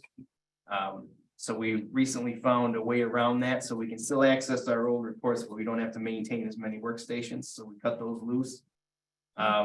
We had a trial period with a software called Fog Data, and unfortunately, that didn't work out the way we thought. We haven't had as much success as we'd hoped, so we're gonna cut that one loose. The software that we are maintaining, anything use of force, we have early warning software, our scheduling software, also our MDT partnership, our mobile data terminals, the computers inside the cars. That's a partnership we have with the county. That also comes out of IT. Those are the basic costs. I know there will be some broken hearts that I'm not asking for rifles this year. I eat that one to death, but we are very happy with the ones that we were able to purchase last year. So thank you for that. Our capital items are very basic. Our patrol vehicles as part of our regular rotation. We try to find the cheapest long-term cost of ownership vehicles to own. But frankly, as you've heard from other department heads, just securing vehicles is tough. So the manufacturers have also done us wrong in that they've cut the order windows down to like days. So you might have a 10-day window to order cars, and there may not be a commission meeting inside that 10 days. So I rolled the dice and ordered the cars ahead of your approval. So thank you for that. But there was no fear, because if I did have to cancel, there's 100 other departments waiting to snatch those up. So, but I did do that. The other item that we have on there, we had a copy machine, which we had to replace ahead of schedule. So we did get that, and they're working great, but that's already covered. The other item I put in is shellback carriers. So this is a more of a military grade bulletproof vest. And some of the studies that have come out in some of the awful events that have been taking place around at schools, officers have been reluctant to go into buildings because the flexible vests that we wear, they offer no coverage to a rifle round. They'll pass right through. So officers are still charging in and stopping the shooters, but in the back of their minds, they know that they might as well have nothing on. So Shellback is, it's a quick Velcro type vest, so it would have steel or ceramic, something that's going to deflect those rounds. You throw it over yourself and Velcro and head on in, so. The cost of those, it's $17,655 is what I put on there, but there's also grants that we're pursuing for that, so. Hopeful that we wouldn't need to spend that much money, but I would rather have them available or have that funding available if we don't get the grant to go ahead and get those purchased, but I'm optimistic that we will. That just for one, it says quantity one. That just for one. Oh, no, I'm sorry, that's for everybody. That's one for everybody. All right, thank you. Well, that's going over their garments. It's kept in their vehicle and put it on when they go. Yes, yep, so officers carry a bag with gear, and we have helmets, tourniquets, all those things, so that would be something they would just throw on, two big Velcros, yeah. I do have to say, I was doing math on everybody else's, so Will take note if he's listening. You did the difference for us, so I didn't have to say, here, do math on these. Oh, well, I got that off of Will's old one, so he must have changed it. You're telling me, I was gonna- So great job, see? Okay, all right. You're setting. Set the new standard. You set Yeah. the new- Like in summer. Exactly. Questions for the chief? Vince, do you feel that what you propose us tonight is enough to get us potentially, I mean, budgets are always meant to be amended. I mean, that's just the way the world works, especially in the city, but when you and I talked about staffing levels, and again, I just don't want to go out and hire a bunch of people, whether it be firefighters, unless it's needed, right? So do you feel that you said 3, because you're preparing for attrition, right, for them to retire, right? Is that enough, in your professional opinion, to do some of the things that, just me personally thinks that is important, whether it be community policing, proactive policing, getting out in the neighborhoods, kind of building relationships.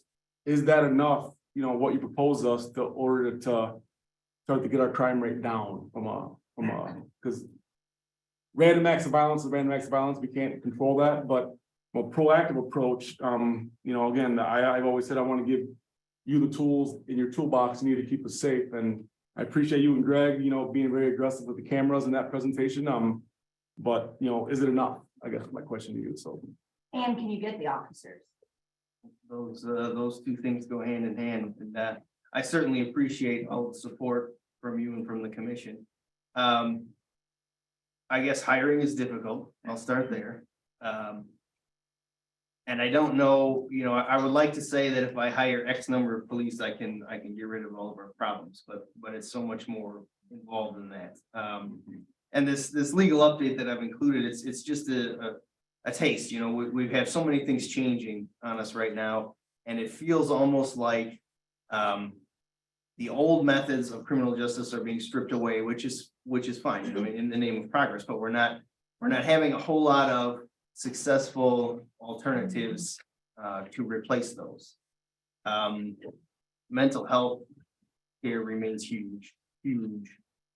As you saw in our video there, we deal with the same people time and time again.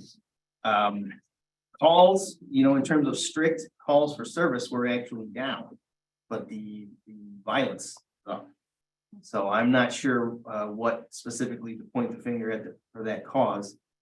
I've been approached by a number of people in the community, and they want to see more officers downtown, see more officers in various parts of the city. I can certainly understand that. What we have now is essentially a reactive model where, we're going to wherever the calls are at, and we're trying to get to all of them and trying to shore them up. I would love to get to the point where we're not running from call to call, and we can stop and do the things that we want to do. And sometimes that's available, on afternoons, on a Saturday, if we have a lull in the action, they might stop and talk to the kids at the park, or stop in and walk through a business, something like that. I'm not, frankly, I'm not sure what number to put on personnel that would get us where we want to go, because it's more than just that. I thought 33 is a good number. That's an increase. If I can staff it, right now I'm approved for 31. I think we've been floating along at 27, 28, trying to fill the spots that we have right now, so. It's tough. We're doing interviews this Thursday, and we have as many interviews as we have vacancies. So, I don't know if any of those people are watching this video. I don't mean to let the cat out of the bag, but. No, it's, we have gone crazy with recruiting, just trying to think of new options, new ways to attract people. And the applicants that we have are good ones. You know, they're solid local candidates, and I'm very happy with them. So just trying to find more. That's the only thing. I think the cameras makes, it's a deterrent, it's uncomfortable, right? So, you know, that is a part of the solution, I think, is just not being so. Comfortable, in certain parts of the city, so having that heightened, I think that's one of the issues. Obviously, candidates goes hand in hand. So if we talk about the old way, there's not a whole lot of patrolling anymore, right? Right. Just going from call to call, and I'm interested to see in what those calls look like. And I don't think we're. Oh, I mean, I think it's the norm, unfortunately, that much of those calls are going to mental health care. So, but until we do something different there, we're not going to have that old version of law enforcement where they're patrolling and able to build those relations, because they're just going from call to call.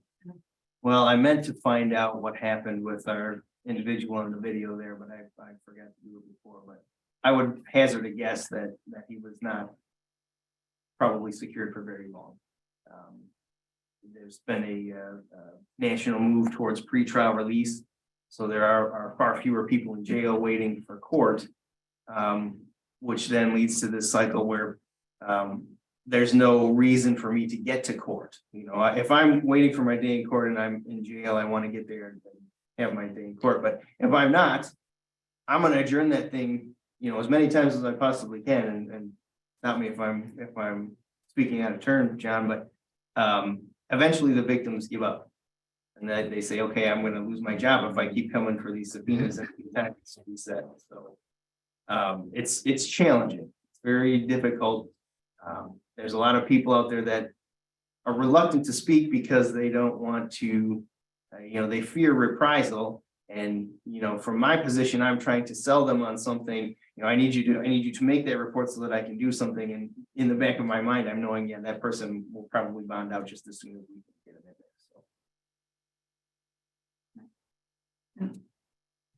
So. Against the Crime Victim Rights Act. I feel like we've lost sight of that too, and helping victims of crime, because any of those cases are going to take a year in court at a minimum right now. A lot of that is just personal opinion, but that's kind of where I'm at. Sorry. It's been difficult to navigate. One of the things that I think we're going to be talking about as we move along is we've talked about the fact that criminals go to a place where they see it's easy or under the cover of darkness or whatever. I know we're going to have a discussion about lighting, and particularly on the east side, needing to have more lighting or replacement lighting. Is that something you would support? Absolutely. The brighter the better. And the gate on Island Park, definitely. When you mentioned the curing time for the pickleball courts, I gotta say, I cringe a little bit. Yep. It's dark out there. Yes. I leave my pumps on and the building lights on because it is black, it's like a black hole out there at night. I mean, and I kind of piggyback on Commissioner Gauss, like they say, like, as I research some of the stuff, and communities like, even having a porch light.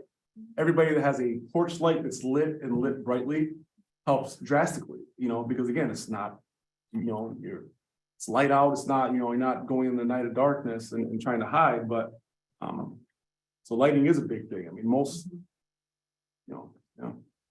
Doorbell cameras have been huge. Yeah. We've solved a lot of stuff on people's doorbell cameras. So I can't remember the acronym, but the one about clearing your bushes and lights and Oh, you're thinking of Septet. yeah. Is that falling by the wayside, or is that something that we're That's still promoting? they kind of disappeared, that group. That seemed like a really good thing. Crime prevention through economic or environmental design. Environmental.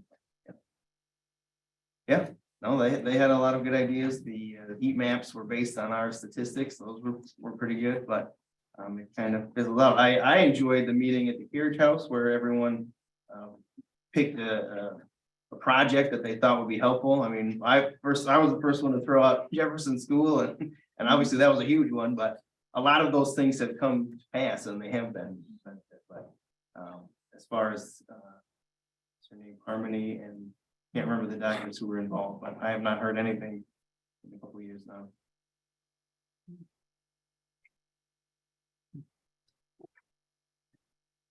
Thank you. Thank you for all your hard work, Vince. Anything else for the chief? No, thank you, Vince. Thank you. Last but not least. Story, but I was just Services Director. He likes. Save the best for last, right? Oh, Larry, you wanna, I'll say so. well, I'm all right. Better you go over us. You're right. I'm fine, CB. Yeah, you're right. Yeah, all right. Very good observation. Oh, you cheated me then too.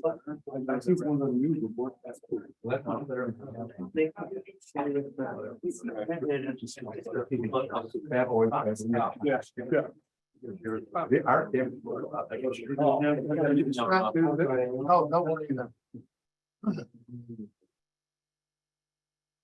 I was gonna say, you got it on one page? No, I did not.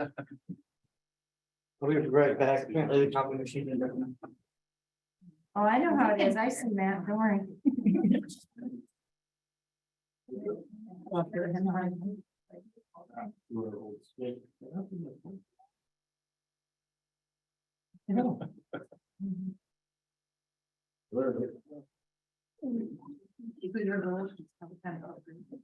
It's not even that. Whatever Mary said, I don't go by that, I really miss you. Yeah, well, Oh, my, not just, what's that? Oh, geez.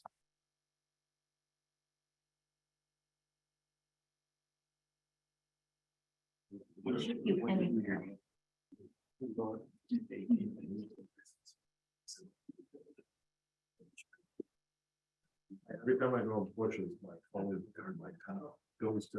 Oh, yeah, So that's right. Forgot about that. It doesn't come back. So they gotta restart the sunshine. Right. Cover the attrition. Just gotta know one. That increases nothing. What's the birthday gift? A hit? Did you find the right birthday gift? Oh, yeah, no, I was really efficient. Don't get a birthday. Yeah, I made it to Ann Arbor, I made it to DSW, got to Tarrytown shops, just all the rush hour traffic. There you go. Between 3 and 6, basically. There you go. And nothing else. Quarter. Yeah.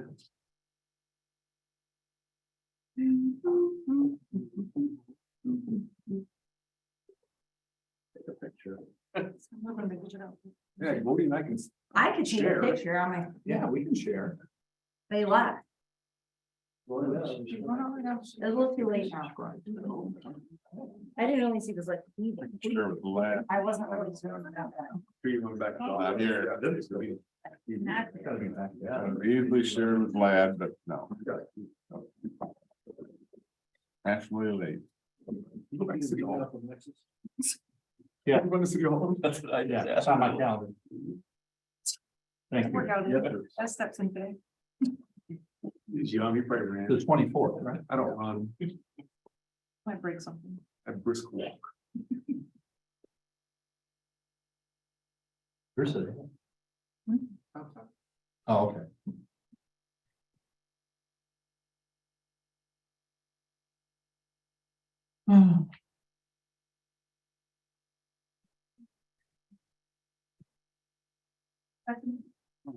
Glad you guys agreed to let me. Nothing to talk about. Okay. I'd have felt bad. Lonely. We are a team here, Gordon. I know, we are, and that's good, it's good. We have to take one for the team. Here at 4 o'clock. I'll have a drink for you guys. I'm on this ship. I'll have multiple drinks. So you'll have a drink for yourself on the ship? For you guys, and I'll toast One for you. each of us. I will be, I'll even take us a couple of selfies. Thanks, thanks so much. It makes us feel so much better. I do. Thanks for that. What I'm here for. Team player. Mary, whenever Mary goes on vacation or anywhere, a long weekend, we see it. Seems like he went. It's good. It's all good. Okay. Share with my family. That's right. We're kind of your extended. I shut it, I was going that one. Going curly. That's fine. Where are you going?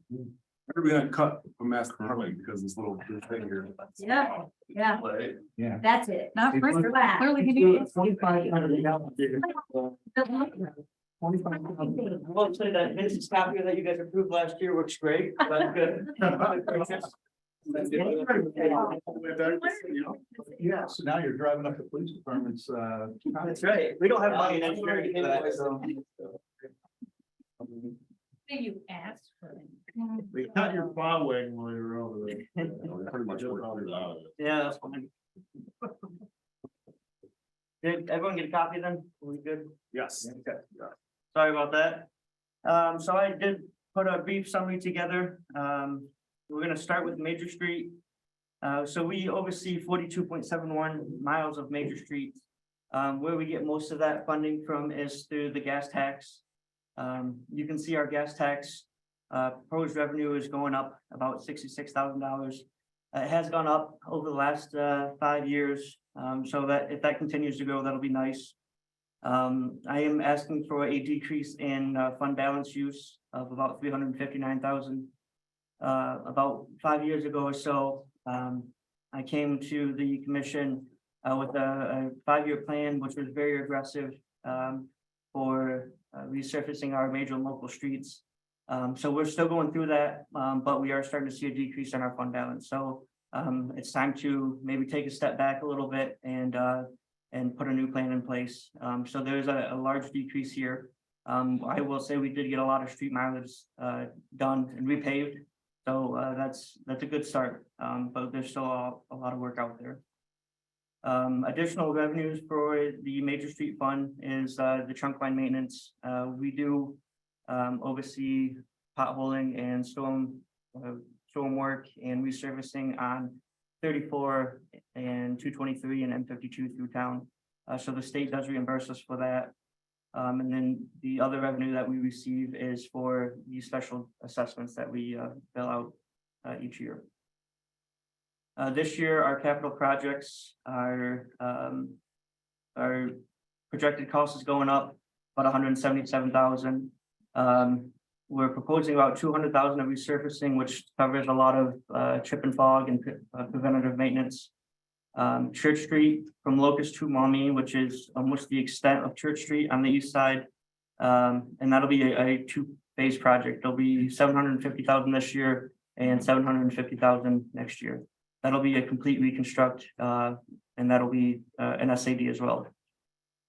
Maumee from Church to Winter, this is in collaboration with MDOT. They will be repaving from 223 to Church Street, which is all business route 223.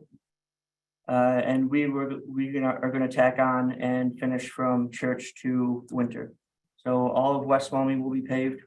And then as you see down below, Maumee Broad to city limits, 850,000. That is everything from outside of downtown all the way to the east side, so where the tracks cross. That's 850,000, and that is a base stabilized, so that will not be special assessed. So in theory, after next year, we will have all of Maumee, our main thoroughfare through town, completely redone. Except for the 2 blocks downtown, which were redone about 5 years ago. So total Major Street, last year, we had used about 3.1 million. This year, I'm proposing about 2.5 million, which is a net decrease of 626,000. And that reduction comes in the routine maintenance, some stormwater projects that we did last year, and a large decrease in resurfacing. Our fund balance as of 6/30 was 3.5 million. And then with all of the work that we've done this year, it's going to be a little bit less than that. But these were the most accurate numbers that we had at the time. So on to local streets, we oversee 30.85 miles. Again, gas taxes are a large portion of that revenue. So that went up as well. Use of fund balance went significantly down. We are seeing a lot less fund balance in our local street fund. So we are going to have to look at ways to either keep costs down or currently we have a millage that ends in 2025. I will be proposing to reestablish that millage in a couple of years. So that will be coming. We get about 370,000 from that millage each year. So use of fund balance went down about 702,000. The additional revenues that local street gets is the Metro Act, which is about 70,000 a year. Sidewalk assessments, again, the special assessments that we charge out, and then, like I said, that millage. Can I ask a quick question? Sure. I could be completely dead on this, but. Is this right? Or are you saying? No, that's incorrect. That should be Right, 2022, and that That's should be 23, 2023. okay, that's Yeah. maybe. Good catch. So on the backside of that page, I have the capital projects listed. Last year, we had about 1.3, 1.4 million estimated. We're still going through some of that project, spending some of that money, so that's still an estimate. I'm proposing to spend about $1 million this year. And those projects include resurfacing, which is again preventative maintenance, a complete reconstruct, which is the special assessment of Pelham, Rogers, and Lenawee, Cross Street, Highland, and Stockford, which are just a couple one block roads that we need to catch up on. So total overall in the local street, 2.5 million last year, and dropping it down to about 1.4 million this year. Reduction in routine maintenance again, stormwater resurfacing and alley maintenance. Fund balance is 2.1 million, but like I said, after all the projects get finished up this year, that number will probably be down closer to $1 million or so. The auto parking fund gets contributions from a couple different places. General fund contributes 60,000. The TIF contributes 60,000. Downtown businesses are assessed at 60,000, and then Fee Estate pays for 25,000. So nothing's really changed there. That fund balance is 849,000 right now. I think the plan for that is to at some point look and getting a parking structure downtown. So the higher the fund balance, that parking structure is very expensive. So we need that number to increase tremendously in order to get a structure. Next page is solid waste fund. As you guys know, we just did a new contract for this. So the proposed expenditures are about 1.3 million. And everything in the solid waste includes the residential trash and recycling, all the downtown trash, which the downtown is assessed for, yard waste collection, which is included in the bill, bulk trash collection will be this year. And there's a resolution tonight on the agenda for that. All the compost site operations and all the street sweeping we do. So all of that is covered in this $1.3 million a year. I will say our street sweeper that we purchased 5 years ago, we had a 5-year lease on it. We just paid that off. It was 63,000 a year, so that's good to take off the books. The building maintenance fund, as I think Chief Massingill talked about, fire department is looking for the kitchen upgrade and painting and caulking. City Hall will be looking to get window replacements. We started replacing the windows on the second floor last year, and we got about halfway done. So we're hoping this 85,000 will get us the remainder of the second floor and hopefully a couple windows on the first floor. And that's just for energy improvement.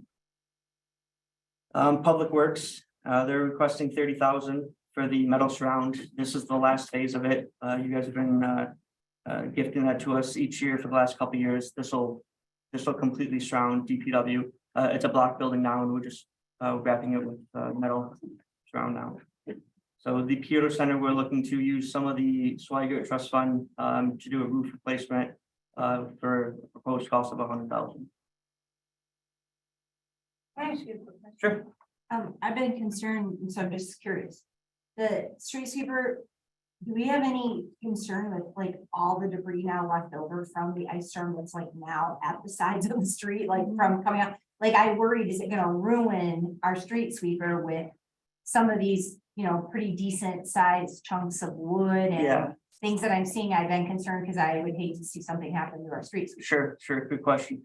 So we'll go through beforehand. Our street sweeper, he's out picking up sticks currently, so he's not able to sweep the streets, but once we finish the collection, we'll go through ahead of him and start getting any of the bigger stuff out of the way so it doesn't affect our street sweeping. But good question. The last page on the back side is general fund, how we take a hit to general fund. I believe we hit the word or hit the least amount on general fund. So DPW shows that they take a lot out. 641,000 is what I'm proposing, but that the majority of that cost gets divvied up a bunch to a whole bunch of other projects. So it'll get divvied up to some of the SADs that we're planning to do this year. It'll get divvied up to some of the events that we plan and whatnot. So a lot of that 641,000 will not actually take a hit out of general fund. We are asking for a plow wing this year. This is an attachment to our snow blade, which will help us push the snow off further the road. So if there's not curb on that road, it'll help us do only 2 passes on the street rather than 4. Do you know how much, like approximately, doesn't, like how much does come out of general fund from that, from what you just said? Like, is there any guess on that? I don't, Nathan, do you happen to know off the top of your head? I mean, this is what you budgeted for general fund, right? This is your. Yes, but so I would say it's probably 75% gets That's what I was contributed to wondering. other projects. Yeah, okay, thank you. So, and then the other thing that we charge general fund for is the engineering side of things. And there's a big increase in here because general fund has not paid for engineering wages in the past. And in order to give us some more money on the street side, we're proposing that general fund contributes a little bit to the engineering side of things. So we're asking that general fund pays for some of the wages.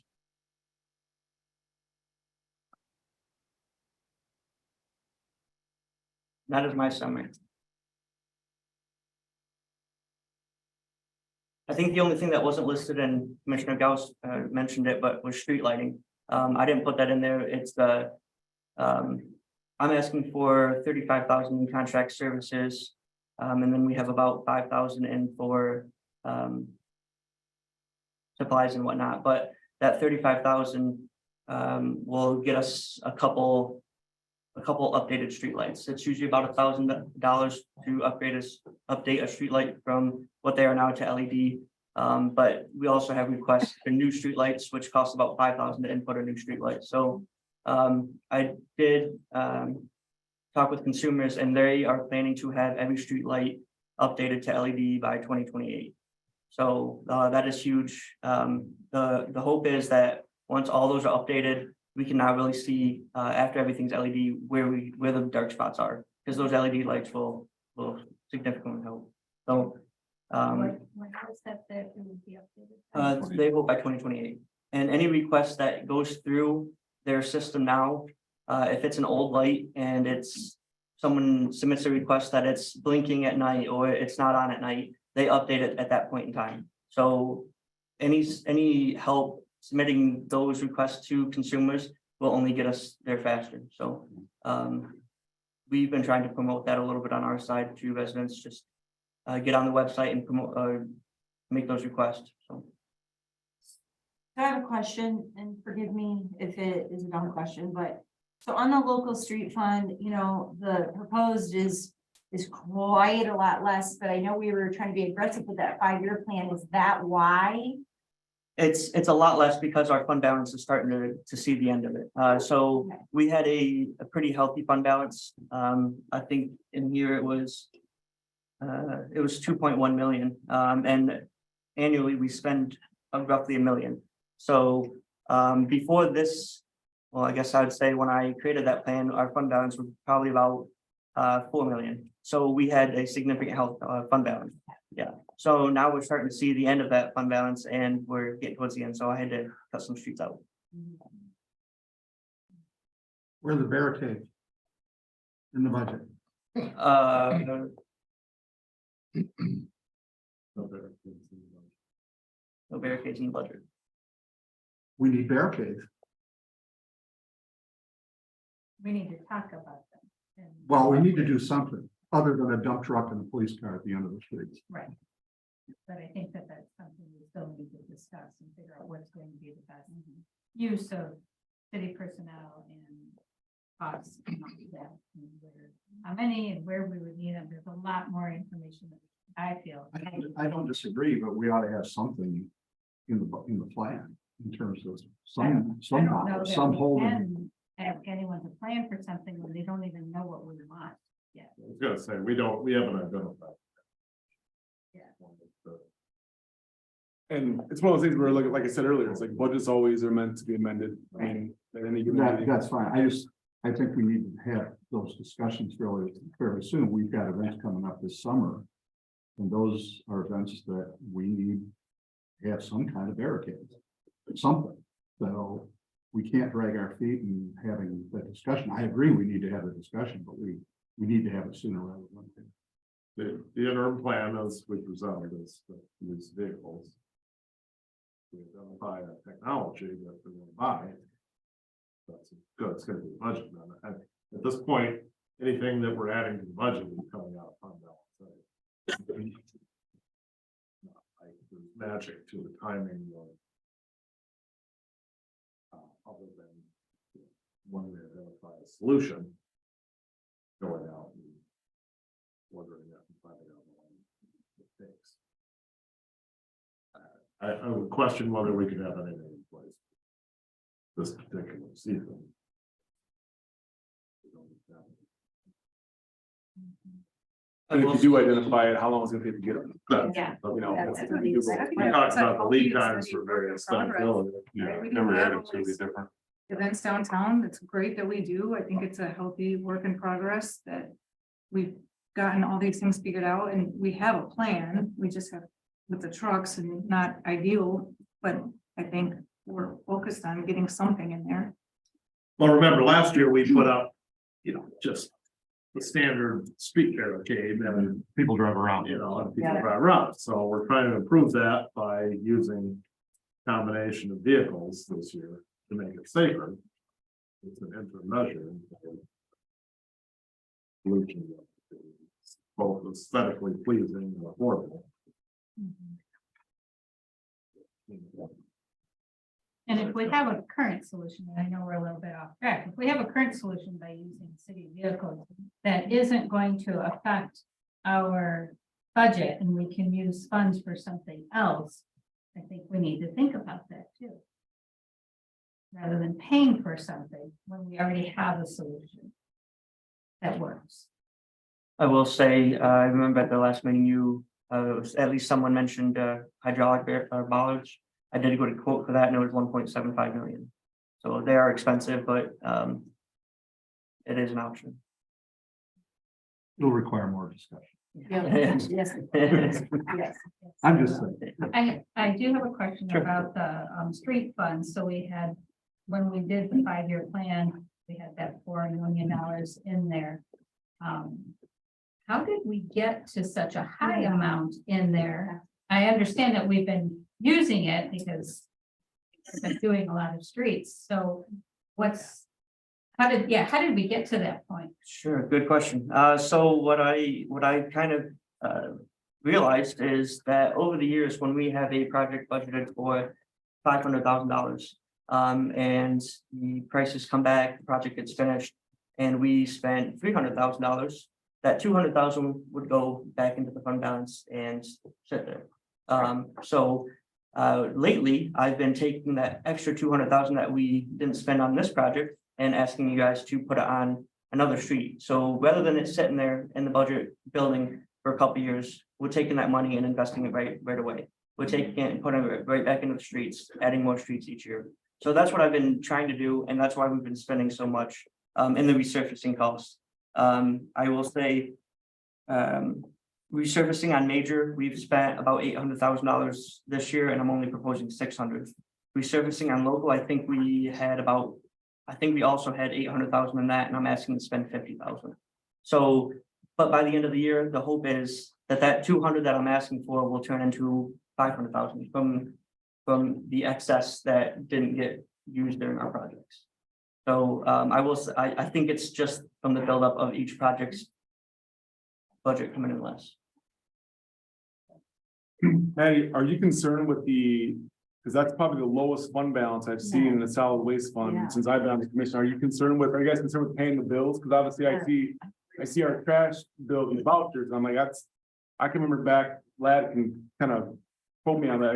We had up to like 500,000 at one time. So Yeah. obviously we did spring cleanup multiple times, every year, for like 3 or 4 years, but that seemed awfully low. It does, but it should be, we should be good. The book balances right now, I think like I said, we were spending that 63,000 a year on the leaf bag system. We were doing bulk waste. This budget right now covers that bulk waste collection. Right. So I think the numbers are good. I'm hopeful. Well, I know that a lot of our bills haven't come back in yet, and we're trying to fix that by putting the bill on the taxes. So we're still probably without a quarter of our bills paid, I'm guessing, right, Nathan? Okay. Yeah, but you're still recognizing the revenue, but Robert, right now, as of 2/28, the fund balance is almost 900,000, and we obviously have 4 more months left, but Right. it's starting to get it build back up a little bit.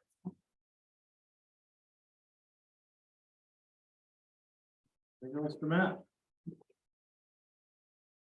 So before we have public comment, I'll just point out one thing that's in the community development department budget, which we don't really do a presentation on, but I'll be of interest to you. We did put $250,000 into the revolving loan fund for support of those homeowners who were impacted by the code enforcement process.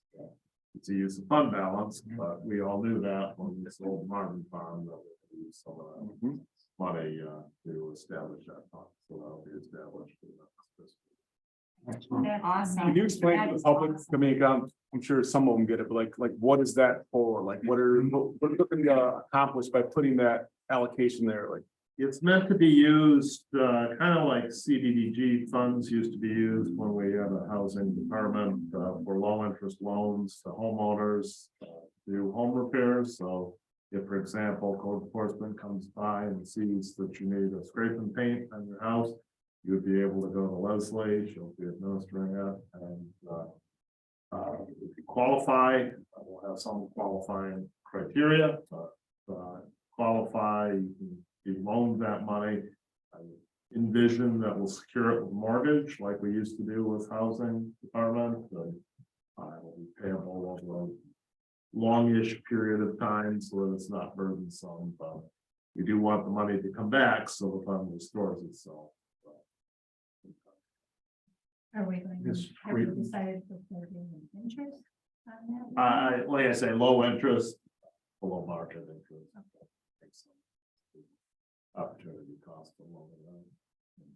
That's great news. Yes. yeah, so somebody, for the public, so kind of like piggybacking, so I have a home and I get cited for different infractions.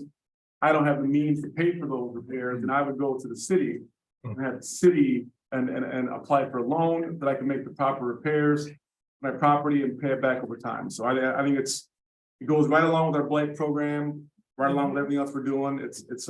That's really good news. So, Yeah, it's great news. And it's only residential. only residential, Only residential. Yep. No LLCs, no right? Am I correct with that? Yes. Yeah. All the way home. Yep. Mhm. Can be a lot of record keeping, I imagine. in Leslie's part. Yeah, poor Leslie. Hard. Yeah. Yep. That's all I have, Mayor. If you wanna, Okay, the opportunity for public comment. at this time, we will begin public comment. Just to reiterate, there's a 3-minute time limit. And for the record, please state your name and address. We will first begin inside the city chambers and then we will open it up to Zoom participants after that. Now or? Yeah. Sure, you go. Hello, everybody. Ben Negron, I represent the OLA organization, Hispanics Illinois Alliance.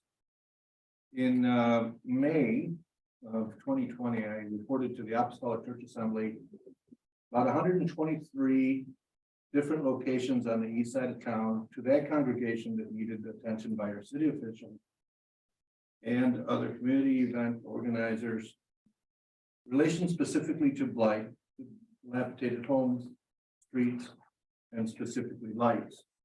I want to thank the commission because the recycling bin thus far has seemingly been a success.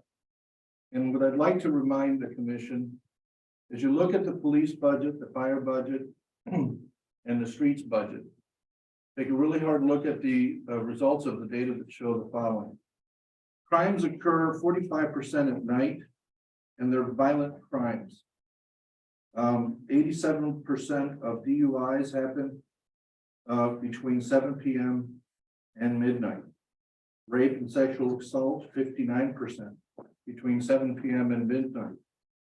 Robbery, 56% between 7 p.m. and midnight. I mean, I could go on and on and on, but I just share this around with you. You can look at it yourself. Our own results for the city of Adrian, 2023 comparable crime rates comparing us to others, including the United States, are as follows. Violent crime, 31.4%, comparing that to say Adrian Township, just for the purposes of having something nearby, that's 9.1, and the United States is 22.7 on a crime index of 1 to 100. Property crime is 49.8%. Same index, Adrian Township 8.4, United States 35.4.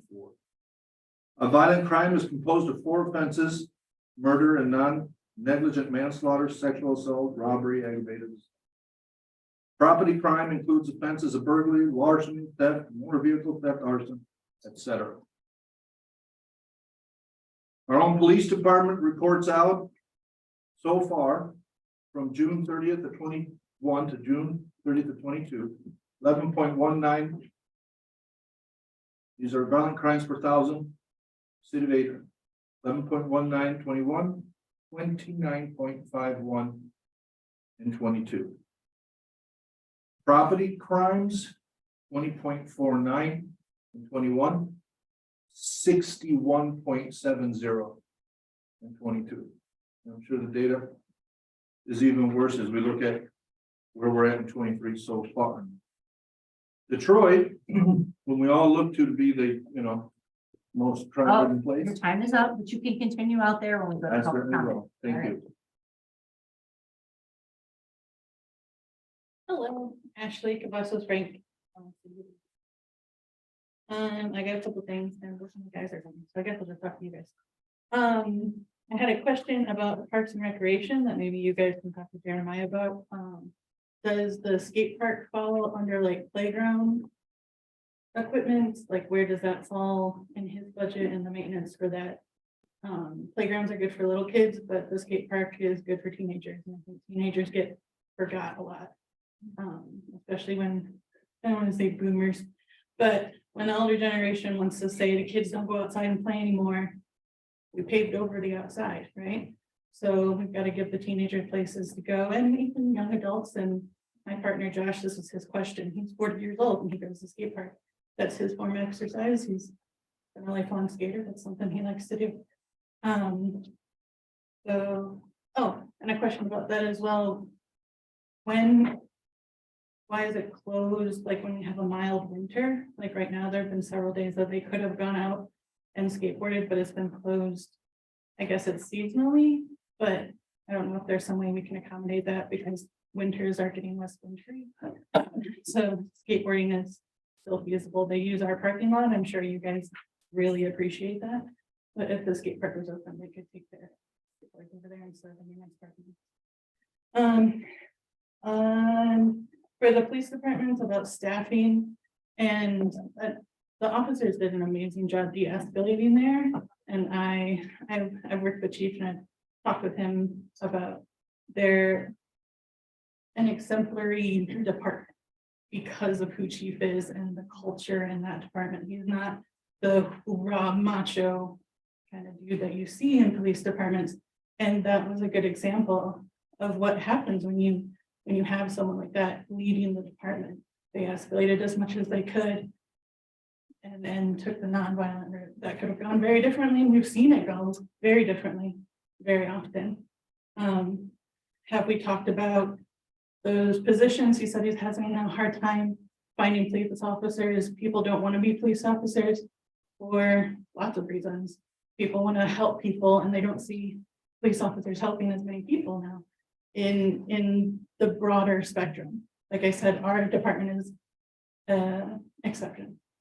But there are a lot of people they want to help, but so they're not going to be police officers because they don't see that as an avenue of helping people. Are we looking at options for social workers or non-officer crisis intervention? Or even having the people that are part of the department doing that outreach that you're talking about that aren't officers, but can be representatives of the police department doing that community engagement stuff.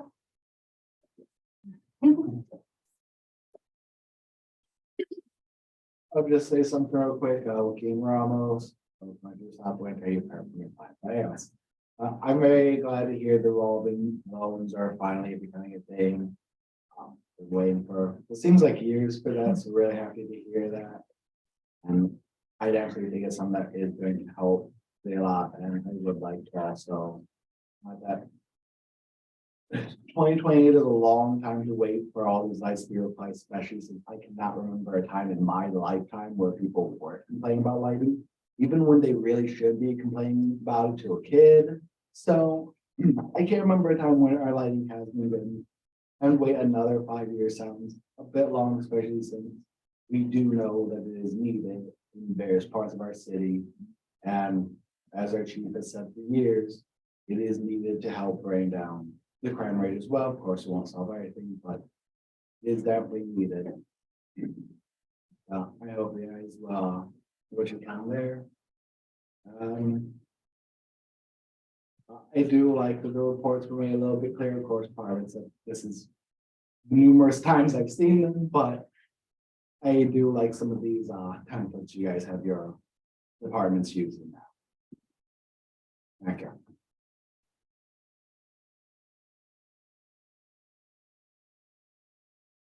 Hearing no more public comment inside the chambers, we'll now open it up to any Zoom participants.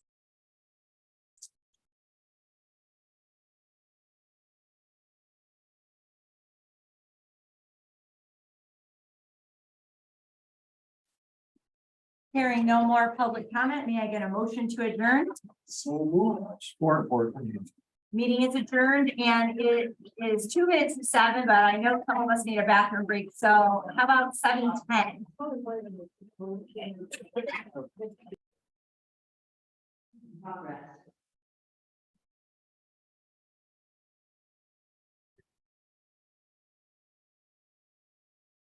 I call to order the Adrian City Commission meeting for March 20th, 2023. If everyone would please rise for a moment of silence and the Pledge of Allegiance.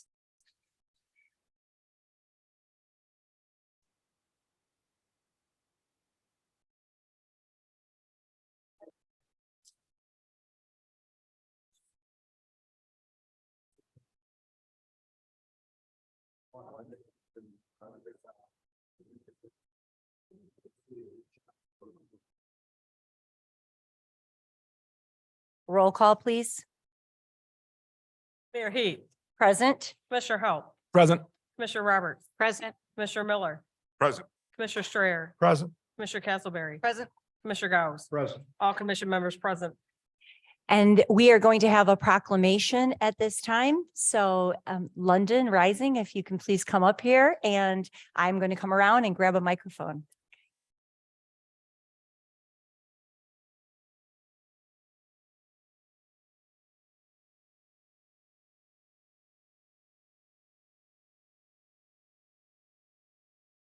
So this is London Rising, and he is the newest Adrian State champion. And so I'm giving him a proclamation for this today from the commission.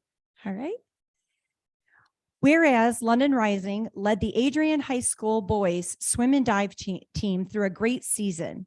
And whereas London won the 200-yard freestyle Division III state championship with a time of 1 minute, 40.12 seconds, as well as placing third in the state in the 100 butterfly with a time of 51.40 seconds, holding the school records in both events.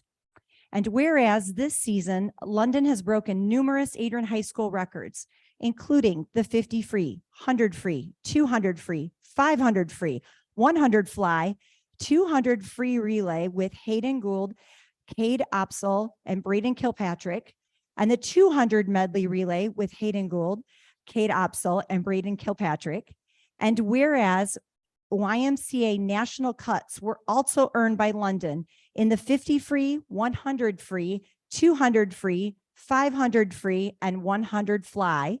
Now, therefore, I, Angela Sword Heath, Mayor of the City of Adrian, Michigan, do hereby congratulate London Rising on his great achievements. He is only a freshman. What is he going to do in the years to come? He's only a freshman. So we are very proud. Thank you for what you are doing for our city and Adrian Public Schools. Thank you very much.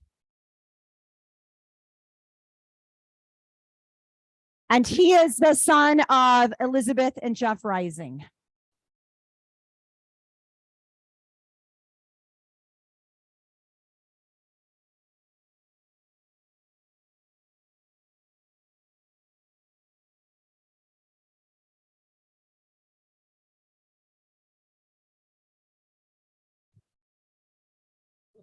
So moving on to the not as fun things, which, you know, proclamations are always the fun part. So moving on to our regular agenda and our consent agenda.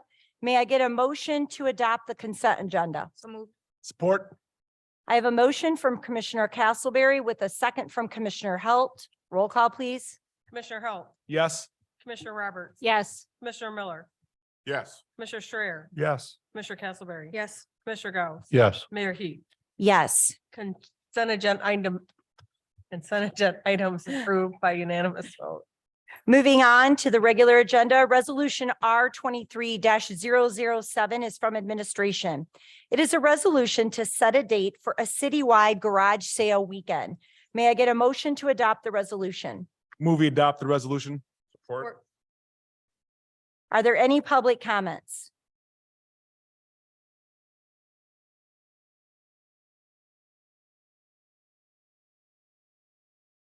Are there any commissioner comments? Commissioner Roberts? I'm going to put Michelle on the spot here, and so you can discuss the survey results, if you wouldn't mind. As far as I know, I don't know, maybe I've lived here 31 years. Have we ever done a citywide garage sale date? Does anyone know? No, actually kind of let Matt talk about this because this was his idea. If he wants to.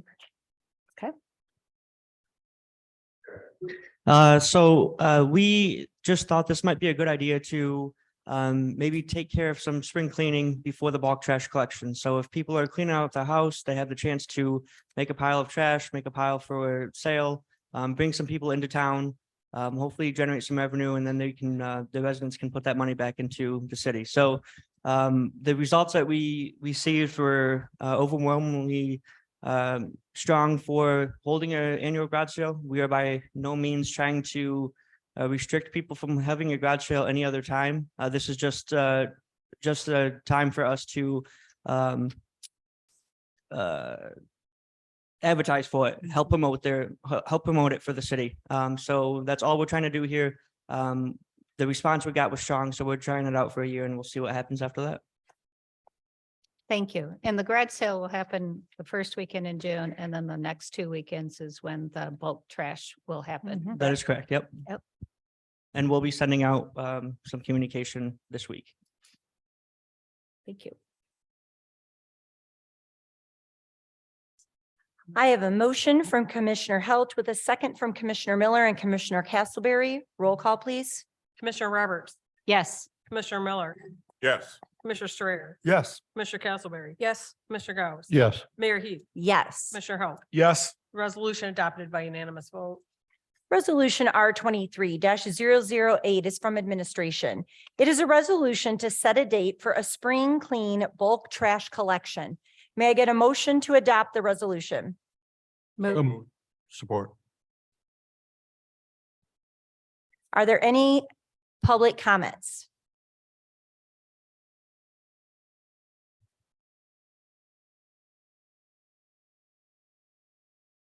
Are there any commissioner comments?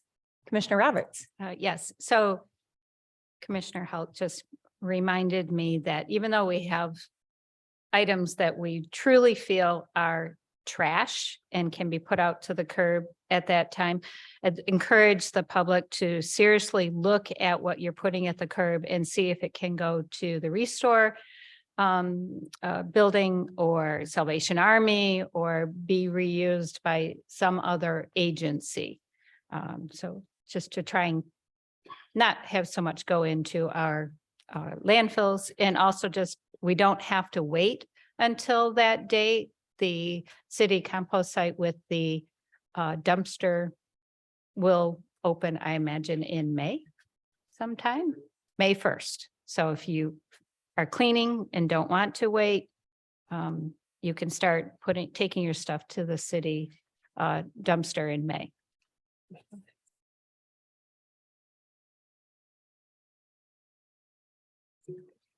I have a motion from Commissioner Roberts with a second from Commissioner Gauss. Roll call, please. Commissioner Miller, Yes. Commissioner Strayer, Yes. Commissioner Castleberry. Yes. Commissioner Gauss. Yes. Mayor Heath, Yes. Commissioner Halt, Yes. Commissioner Roberts. Yes. Resolution adopted by unanimous vote. Commissioners, there are miscellaneous reports in your packet. Are there any questions or comments on those reports? Moving on to public comment. We will begin inside the city chambers first. And just to reiterate, there is a 3-minute time limit. And for the record, please state your name and address. After we are done inside the chambers, we will open it up to Zoom participants.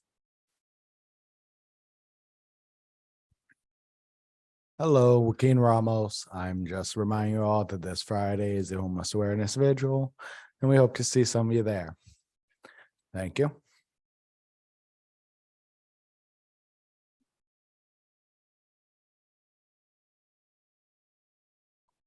Hello, Ashley Cavazos Frank, #1 fangirl.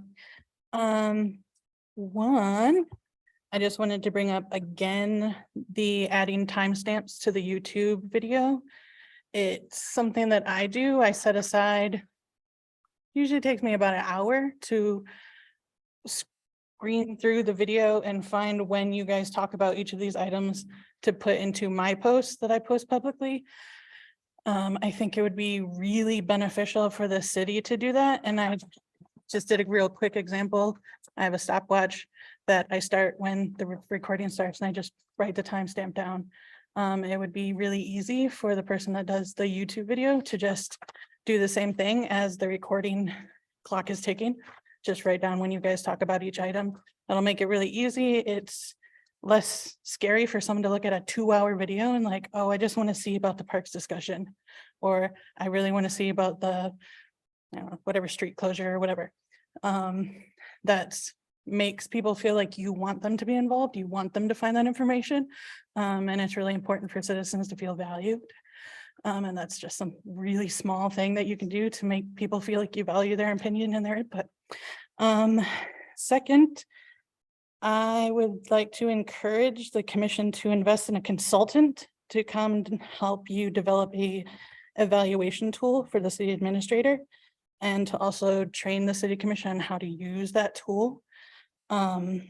Just so you know how to effectively do an annual evaluation. I know it's in the charter that you guys do an annual evaluation for the city administrator. I know that one was not done last year. Every job I've ever had I worked at Service Master as a janitor. I had an annual evaluation. I've worked for the schools. I had annual evaluation. I was a nursing assistant. I had an annual evaluation. It's just something that you do to ensure that your employees are fulfilling their duties. And as employees of the city are beholden to the citizens, I think we as citizens would like to make sure that you are making sure everyone is meeting expectations. And that's all.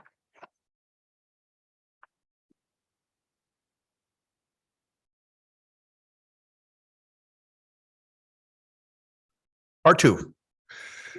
Ben Negron, 159 North Madison, Adrian, Michigan, representing Hola Hispanics of Lenawee Alliance. Just to kind of recapture earlier remarks, the recycle program, I think, has been a big win for the city of Adrian. I want to thank this body for the courage it took to get that through. I know you took a lot of hits and you persevered, and I'm going to challenge you to continue to do that with what I'm about to cover with you this evening. I left you a bunch of data points on what happens with crime in the city of Adrian, what's happened in the last 2 years, and especially on the east side of town. I'm hoping that you'll take a walk and go investigate for yourself how many lights are out on Dean Street. I keep asking that question and nobody comes back to me and says, hey, Ben, I know. I want you to know how many are out. How many are out on Winter Street today? I know Gordon and I had a chance to discuss it, and he got near. He said, it's in the teens, isn't it? Less than 20 and more than 15. How's that? Why am I bringing this up, do you think? Well, the research shows, and I use the city of Detroit as an example, because it's often considered kind of, one of the tough places. 2 things they did to fight blight, and today, over 50 years of stagnant growth, they're finally starting to see growth. 1, demolitions. 2, fix the lights. People are not blight. Street lights create blight. The street lights that are not on, the buildings that are dark places for crime to happen and for people to get away with things, as you saw in that dark video earlier today. People are starting to move back into areas of Detroit that had once been considered places that we don't want to live in, we don't want to invest in. And I would ask this chamber to consider getting, even if it's the existing non-LED lights, fixed. I don't know. All I know is you have a little bit of money in the budget. I'm going to ask you to rob Peter to pay Paul. I know it's easy for me to ask that from this side of the podium. But let's do what you've already started, frankly, and continue this fight against blight in the state of Adrian. Thank you very much.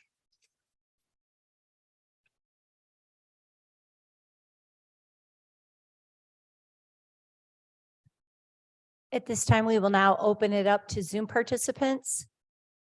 Just to reiterate for you, there is a 3-minute time limit. You will see it on the screen, and also please state your name and address.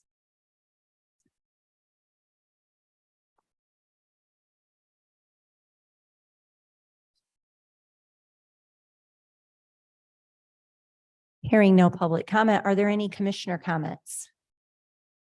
Commissioner Roberts?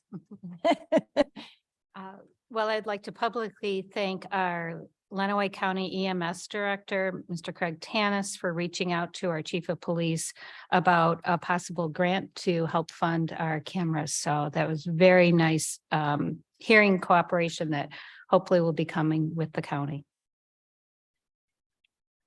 Commissioner Halt? I would also like to thank our city department heads, Nathan Owen, and the other department heads, also with City Administrator Greg Elliott, for the proposed budget that was presented tonight in the pre-meeting. A big number of deficit, he got it down and got it balanced, but there's a lot of good in the budget. I think that the city commission is going to continue to fight blight. And I think one of the main talking points that I heard last, the pre-meeting, is that to allocate certain amount of funds for blight remediation for our citizens that can't afford to necessarily make those repairs, because I view us as being a little aggressive up here and which is okay when it comes to blight, but what are we gonna do to help those individuals that can't afford to fix their homes? So having that number at that line item to hopefully keep replenishing itself, but also cleaning up the city with their other investments we made when it comes to personnel, I think that finally the dominoes are starting to fall. A lot of work to be done, but I think that the 7 of us working, going down the same track, we're getting a lot of traction now. So again, a lot of good in the budget, but I want to appreciate because a lot of hard work that goes into that. And I always tell people, ultimately, it's the city commission's budget. You know, the city administrator presents it, but the 7 of us are the ones that are going to be held accountable for it. So, but it was a team effort and a lot of good things are coming down the pipelines. Commissioner Gauss. You know, it's always exciting when we can have proclamations and recognize our local athletes, the success of our athletic teams. And I enjoy that probably more than all the other proclamations.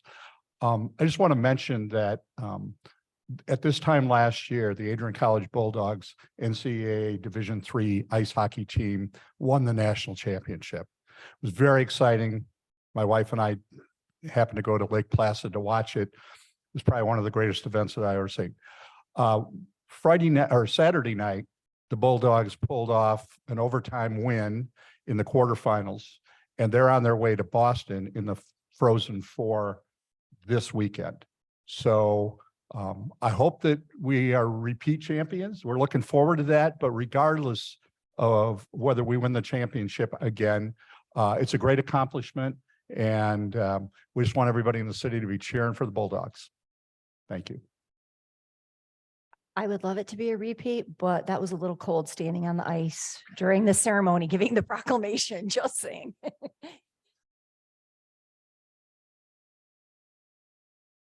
All right, may I get a motion to adjourn?